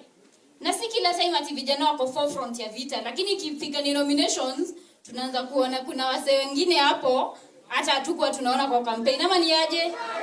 So vijana, hii chama ya DCP I can assure you our party leader is committed to the leadership of young people in this great Republic of Kenya. Tutaomba vijana mkuwe ma brothers na sisters. Hii space ni yetu sote, tunaweza toshea. Love one another. Support another young person to lead. Shikilia kijana mwenzako. Na unajua kila msee ako gifted differently. Unaweza kuta maybe huyu anaweza ongea vizuri kwa mkutano kama huyu Malala Junior. Malala Junior can speak. Mwingine anajua kupanga kazi, si ndio? So tupendane, tusapotiane. The last thing. Mimi najua time ya GenZ, mimi nilikuwa ground. Unasikia walikuwa naitwa terrorist kahawa locals. Nilikuwa naenda hapo 8 am natoka hapo 8 pm. Nikitetea vijana watoke kwa jela. Huyu party leader wetu ali raise over 10 million shillings ya kulipia vijana cash bail. Vijana wenye wako wanado wakatoka kwa jela. Her Excellency hapa mnamuona anapenda vijana sana. Wacha niwaambie na unajua nitasema tu kidogo tu Her Excellency. Mama boys, unaona ile constitution ya vijana, young people, she contributed to a great extent kuhakikisha ya kwamba vijana wako kwa chama, structure ni iko safi kabisa, inawapanga na inahakikisha ya kwamba they are not being left behind. So this party cares about you, inawapenda. Na mimi nauliza youth leader, hawa vijana ni wako wote. Najua wengine kama Njerika Higa wanaweza fanya kuna pale student leader pale anaitwa Jane Wamburanga, ni msichana mzuri sana. Kuna huyu Jemo anajituma. Hawa vijana wa accommodate, wape nafasi, wape hiyo visibility. Si ndio? Kila mtu akuwe involved kwa hii chama. Coast Region wamefika hapa kutoka Kilifi. Kuna wase wa Marsabit hapa wametravel 980 kilometers kufika hapa.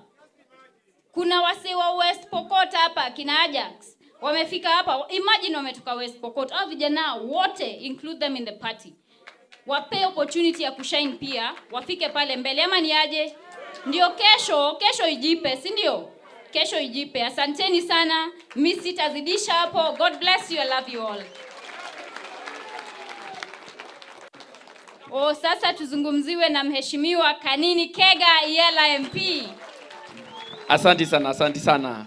Vijana power. Kasongo aende asiende?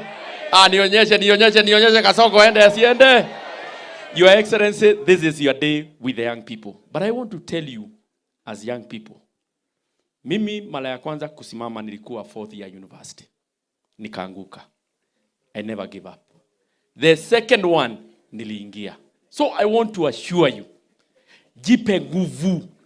You'll make it. Na usiambiwe ate hii kiti ni ya fulani. Wakati huo tulikuwa tunashindana na watu walikuwa na pesa. Lakini niliingia. I want to assure you that you can make it. Your Excellency, if there is one thing that you will be remembered for in this country, because I have been there. Nimeona viongozi. Mimi nimekaa. Mzee nilikuwa na yeye.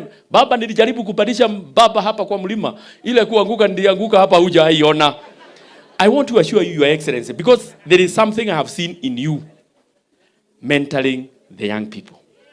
If there is something, and I want this one to go on record, the only leader I have seen mentoring young people for future, and not for future, for now and into the future, is His Excellency Rigathi Gachagua. And a leader is measured by not what he has done, no, but how he prepares his exit and also his succession. Because unaweza kuwa umefanya mengi mazuri, but if you don't prepare your exit, kila kitu inaweza haribika. Your Excellency, I want to assure you, sisi kama jeshi yako, tutakushikilia and make sure that Kasongo becomes one-term president. Thank you so much and God bless you.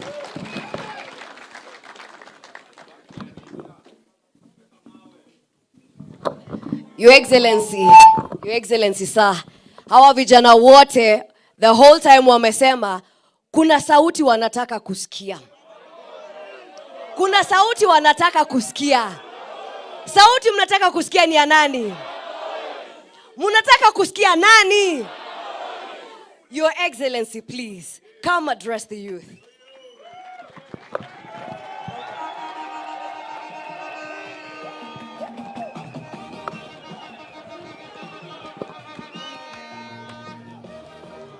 Harambe!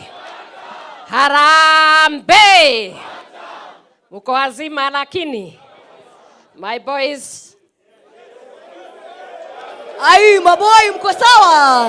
My boys. Mama anauliza mko sawa? Mko sawa?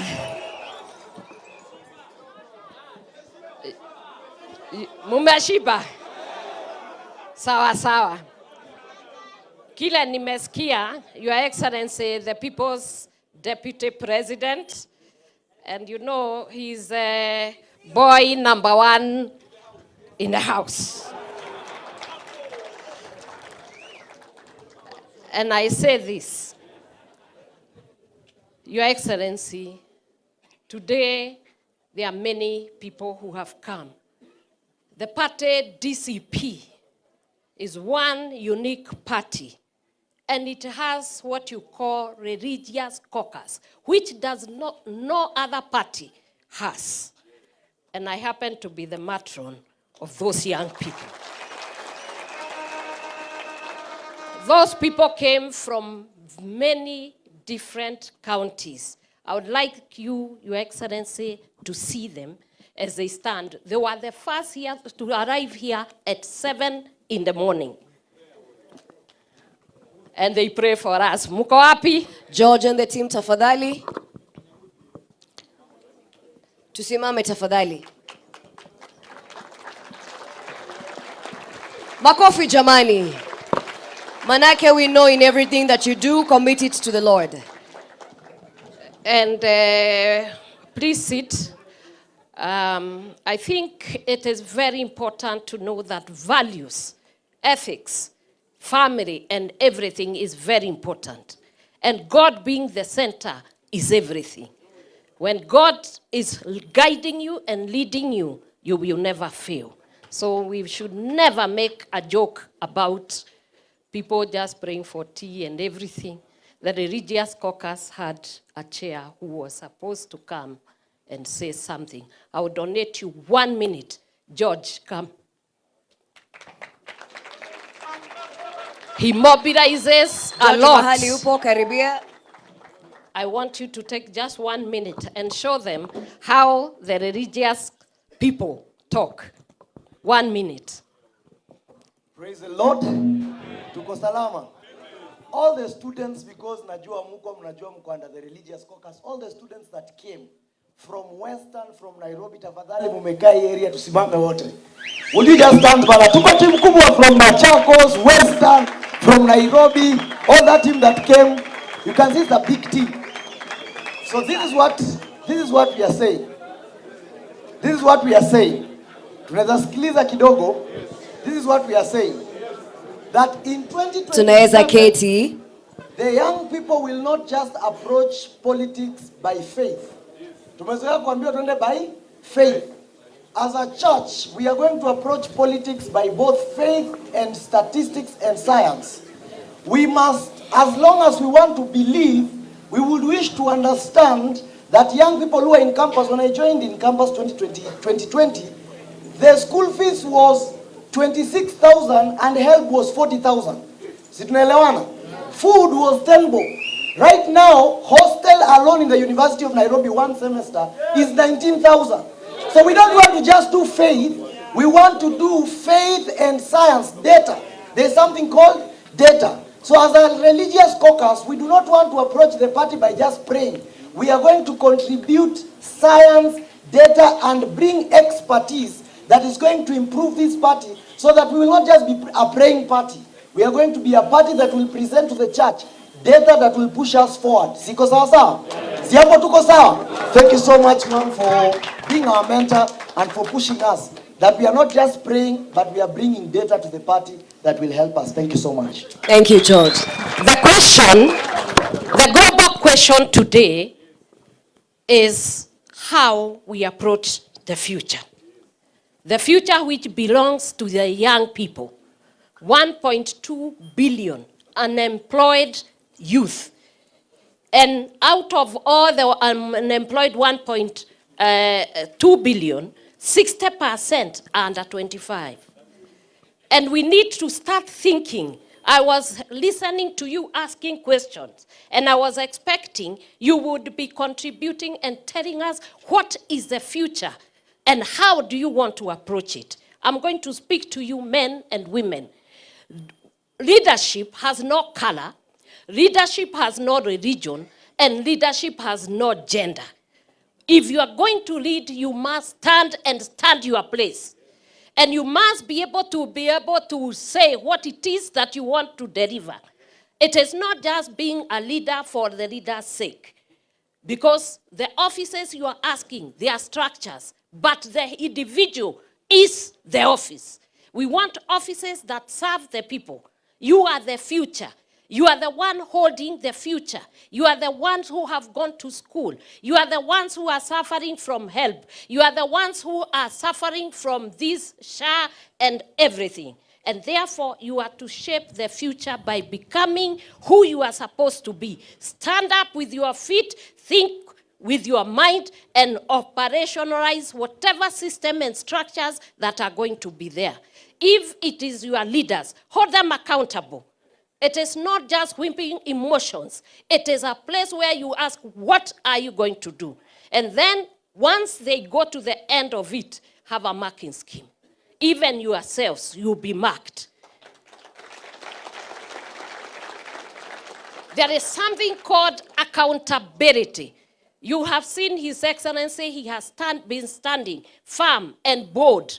And if it is the truth, it must be said to whoever, wherever. It must be said. And when it comes to young people,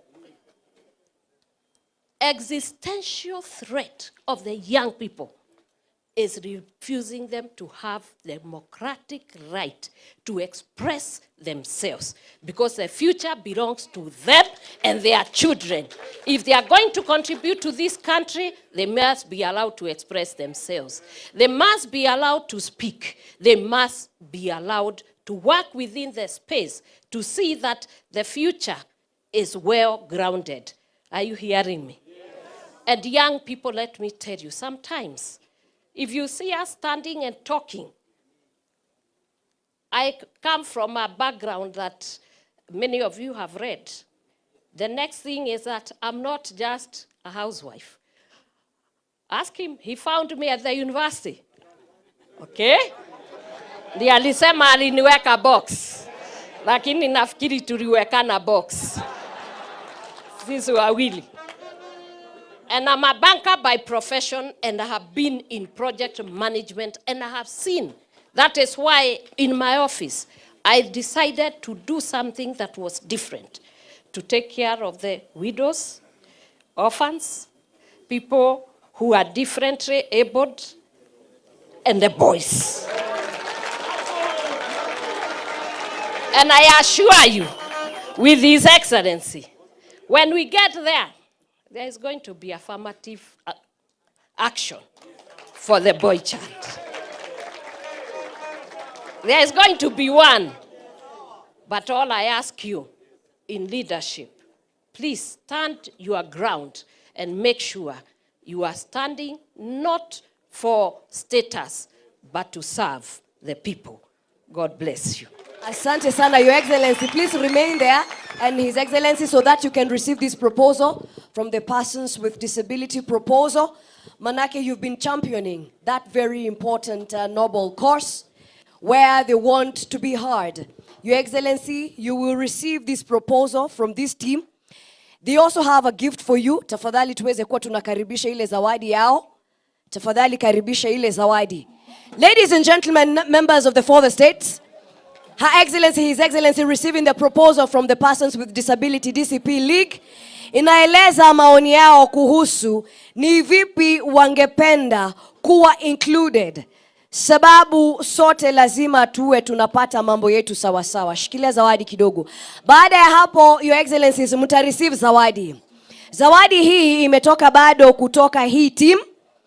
Ni zawadi murwa kabisa, Your Excellencies. Tafadhali shika muweze kuelewa.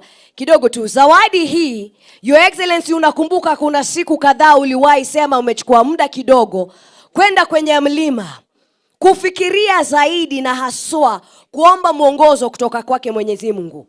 Basi hawa wameweza kukuletea zawadi na kukutunu. Waseme tu.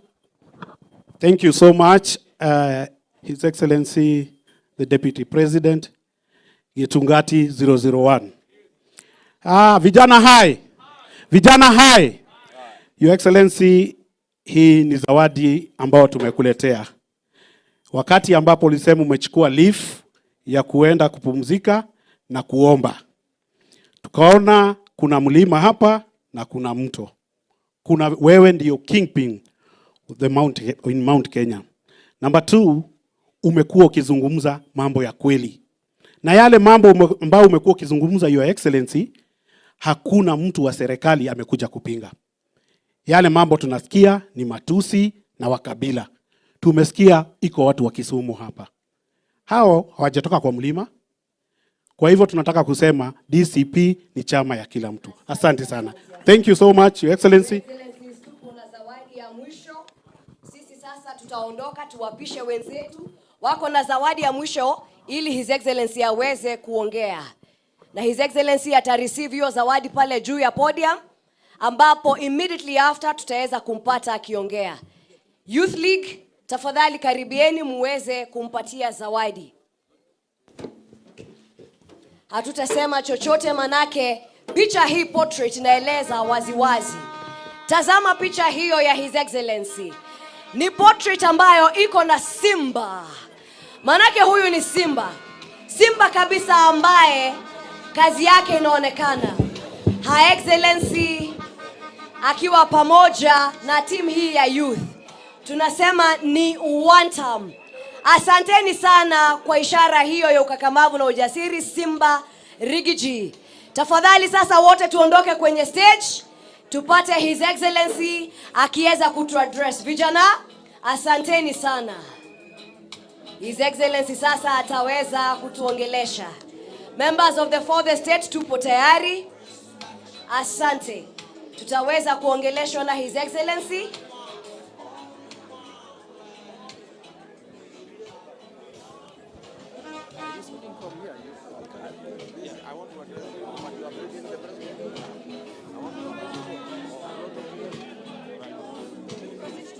I don't know where you want me to speak from. You speak from here. Fine. Yes. Asante. Thank you. Vijana we. Thank you very much for your views. Na zile memorandum zote mumeandika. My team, they are working on them and incorporating those views so that when I speak at 5, the voice of our young people is heard and they are part of the decision-making process. I want to say very little to you young people and young leaders. I'm on record of studying with the young people. When William Ruto decided to abduct, maim, and kill young people, I say no. I don't speak for the young people because I left office. I spoke when I was in office. When I realized William Ruto had become excessive and he was not listening to me or anybody else, in terms of killing GenZs, in terms of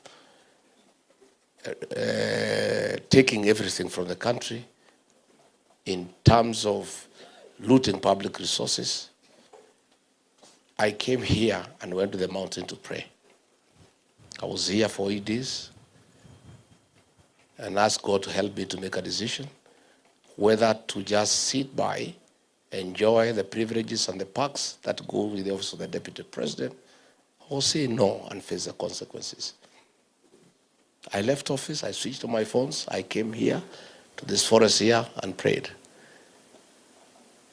And God showed me the way and said, no, you can't sit back and enjoy the privileges and the perks that go with the office. Stand with the people of Kenya, stand with the young people, stand with everybody, and face the consequences, whatever they are. And I went back to Nairobi and I started telling him no. In cabinet, in Security Council meeting, I said no.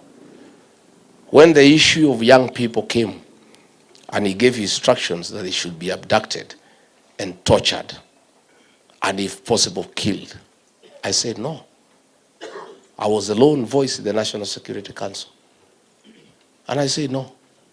I said, Mr. President, one is against the 10 Commandments. Thou shalt not kill. Number 2 is against our Constitution. Everybody, anybody who has committed a crime should be arrested and taken to court to face justice. I also said I'm a parent. I'm a father to some young boys. And I would not like them to face what you are saying. And I said no. And he was very unhappy with me. In fact, that is what now made him and me disagree completely. Then there was the Finance Bill 2024. When it was brought before the cabinet committee that I chaired, I said no. And some members there texted him and he told me, let it come to the main cabinet. I was the lone voice. I oppose Finance Bill 2024. And I started telling MPs to listen to the ground. And I told him this thing, people cannot accept. And if you force it, you'll have an egg on your face. He told me off and told me I'm opposing government from within. I went away. And of course, people said no. The GenZs came out. I called Professor Kindiki. That's why I have very little regard for that man. Very little regard. I called him. Yeah? I called him after the Security Council meeting. I said, Professor, what you are being told to do, is it right? Is it biblical? Is it in accordance with the Constitution? As a parent, how can you? And he said, no, mimi lazima nifanye vile rais amesema. Lazima nifanye vile rais amesema. Nikamuuliza, including abducting and killing young people. Sasa kama rais amesema, mimi nitafanya nini? I'll never. You know, if we refused, and I had refused, the two of us, probably those boys and girls would not have died. If Kindiki had put his foot down. Because even the IG then was uncomfortable. But he was a coward. The general was just there. You know, I told Kindiki, please, let's go and face this man and tell him this decision is wrong. He said no. So it happened. So what do? I'm deputy president. The government that serves have killed people in parliament, have exterminated young people with a great future. I am part of that government. What do I do? Again, I prayed. I said, God, give me courage, give me strength to make a decision. I took a plane and went to Mombasa. The killing had happened on June 25. In the evening, William Ruto called a press conference. He never invited me. Ordinarily, I would be there. And called these young people criminals and treasoners and says they'll be hunted like rats. I was very offended. So the following day, I got a press conference in Mombasa. And I was in office. I said, I don't agree with this decision. One, these young people are not criminals. They are my sons and daughters. And they have a legitimate concern. And somebody should listen to them. And this is wrong. He later called me and really abused me and told me I'll know who he is and I'll face the consequences. The decision to start my impeachment started on that day. I stood with the young people of this country. And I lost a job that I had looked for. He did not give me the job. I looked for it. I mobilized votes. I was voted for. I lost privileges. I lost everything. But I stood with our young people. I'm asking the young people of this country to also make a sacrifice for me. Knowing very well, if I made that decision to lose my job to stand with them, if I am president, nobody will ever kill them. Nobody will ever abduct them. Nobody will ever take them through that torturous journey. I am a firm and a serious believer in the destiny of our young people. If you check the people around me, the young MPs, the ones who are elected, they are all young people. And they are the ones who drive my leadership and my politics. And the great strides I have made in selling our party and popularity across the country is because I have energy around me. I have young people around me whom I've allowed to advise me, whom I've allowed to help me look for leadership. I am a very genuine believer. And that's why I disagree with anybody who says you are leaders of tomorrow. Anybody who tells you that, that is an insult. You are the leaders of today and tomorrow. You are the present and the future. And I want to challenge you today. You people are fearless. You people cannot be bribed. You are all saying you don't want William Ruto. Let me tell you, if the young people of this country today made a decision, William Ruto will go home. For sure, as December 25 is Christmas, he'll go home. Because you have the numbers. And you cannot be compromised. But I want to challenge you. Criticizing William Ruto on the smartphone is not enough. Shouting one time is not enough. Saying how bad he is not enough. Even telling me he's a goon is not enough. You must go the extra mile. Leadership in Kenya is decided through the ballot. We don't want to remove Ruto through unconstitutional means. We want him to be around. We want to defeat him in the ballot. There is only one way of removing a president from power and putting another one in power, through the ballot. People must register as voters and come out and vote. I checked in Olokalau, and I must tell you I was disappointed. The meetings for DCP candidate was full of young people, Gen Z. They were all shouting, "It's DCP is Kamaungodo." But on the voting day, when I checked the queues, I found the grandmothers, the mothers, and the fathers. The young people were nowhere. So who will remove William Ruto? How? You must be available. You must register and voters turn up and vote. And if you do, he is home. If the young population today decided Rigathi Gachagua will be president, that is it. It will just happen. But you people must register as voters. The tool of transformation is the ballot. The method of transforming a country is registering as a voter and turning out to vote. Writing criticism on smartphone is good. Writing articles is good. Shouting is good. Singing one time is the best. It's very sweet. We like it. But it's not enough. You must go another step. You must register as voters. Number 2, for this election that is coming. Registering as voters is not enough. Voting is not enough.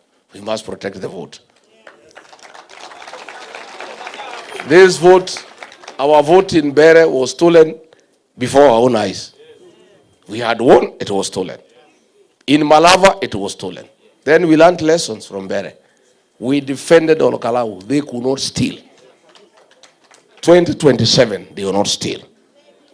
And we are saying, you vote and remain and guard. There are 2 responsibilities on that day. Voting and guarding. And they go together. Voting is not enough. Number 3 are the most important. You guys are the real thing. You must quickly come up with how we shall transmit the results. Moja kwa moja from polling station. You must come up with a mechanism how to recruit your peers across the country so that we shall make you our agents, so that you transmit the results from inside the polling station. And you must come up with a system on how to let Kenyans know how it is going. I want to challenge you quickly, within the next 2-3 months, you must come up with a formula and you must tell us how you shall transmit the results from the polling station to the national tallying center that we shall agree on with the GenZs, so that the president, the new president of Kenya, is known by midnight the same day. And we want this guy to concede by 11 p.m. In Olokalao, the voting started at 5. There was a transmission system. By 5:45, they had conceded. We want William Ruto to concede defeat by 11 p.m. on 10th August 2027. That is my challenge to you. We know they want to do some monkey business. There is a system called Smartmatics. The new commissioners have advertised a tender for supply, delivery, installation, testing, and maintenance of the integrated elections management system. There is a game that is being played there by the vice chairman. The vice chair was an official of ODM. She is very close to Hassan Joho. Her and the chairman and Joho have come up with a company called Meru System Company Limited from Korea. Yeah? Meru, M-I-R-U, System Company Limited from Korea. They made specs for this tender, tailor-made for this company. You know the way you make specs so that no other company can win. All the other competitors have gone to the Procurement Appeals Board. This company is from South Korea. And in all the elections it has participated, there was failure. 70%, 40%. I'll be giving all the details tomorrow to say we cannot accept this company. It's being pushed by the vice chair of IBC together with Ethicon. And I told you the other day, Ethicon was bought a house in Karen by government. And we asked him to explain how he bought that house. He cannot explain. The vice chair and the chair with Joho ndio wanataka kuleta hii system ya kuiba uchaguzi. I'll be giving details all the countries it has been given elections and the way it has failed. We will not allow this company to give the system for the elections. Hatutakubali. We will not accept. Hatutakubali. Huyo vice chair alikuwa mtu ya ODM akawekwa hapo na ni relative ya Joho. Sasa ndio wanapanga hii maneno wakiwa na Ethicon. And we'll give a chronology where this company has failed and why it cannot be allowed anywhere in our elections. And all the other commissioners are opposed to it except Ethicon and the vice chair. Watu ya ABC wamenitafuta. Unajua siku hizi mtu akitaka maneno yajulikane anatafuta Rigathi. Sema tangaza hii maneno wa Kenya wajue. We are not going to accept.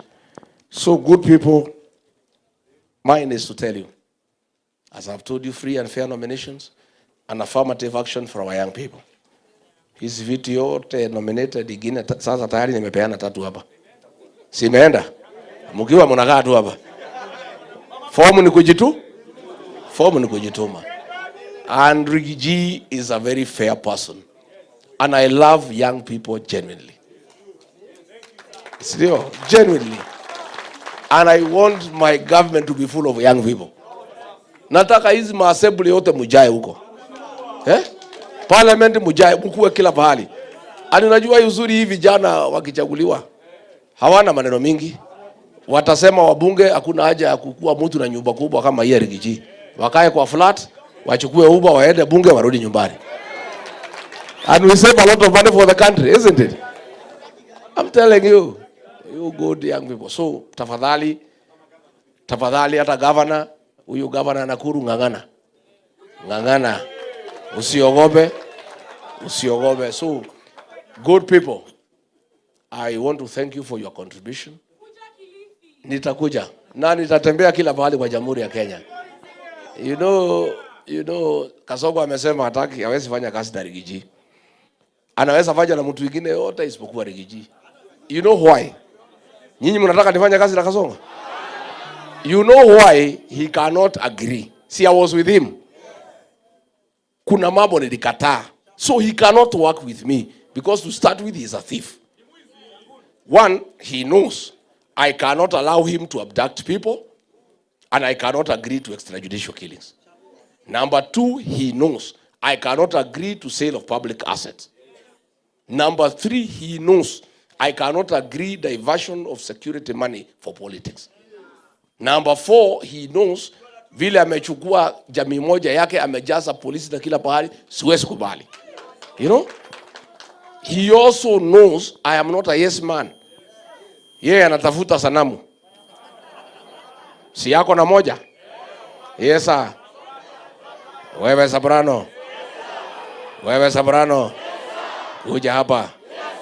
Hii vijana ya GenZ wananisumbua. Imagine wananichora. Wananiweka kwa jeneza. Sabrano nisaidie. Abduct these people. Kill them. Hakikisha umewaangaisha. Sabrano ni bure si bure? Ni bonoko si bonoko?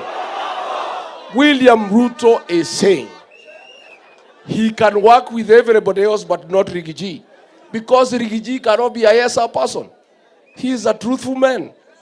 He is a man whose morality is at the highest level. Rigathi is a man of integrity.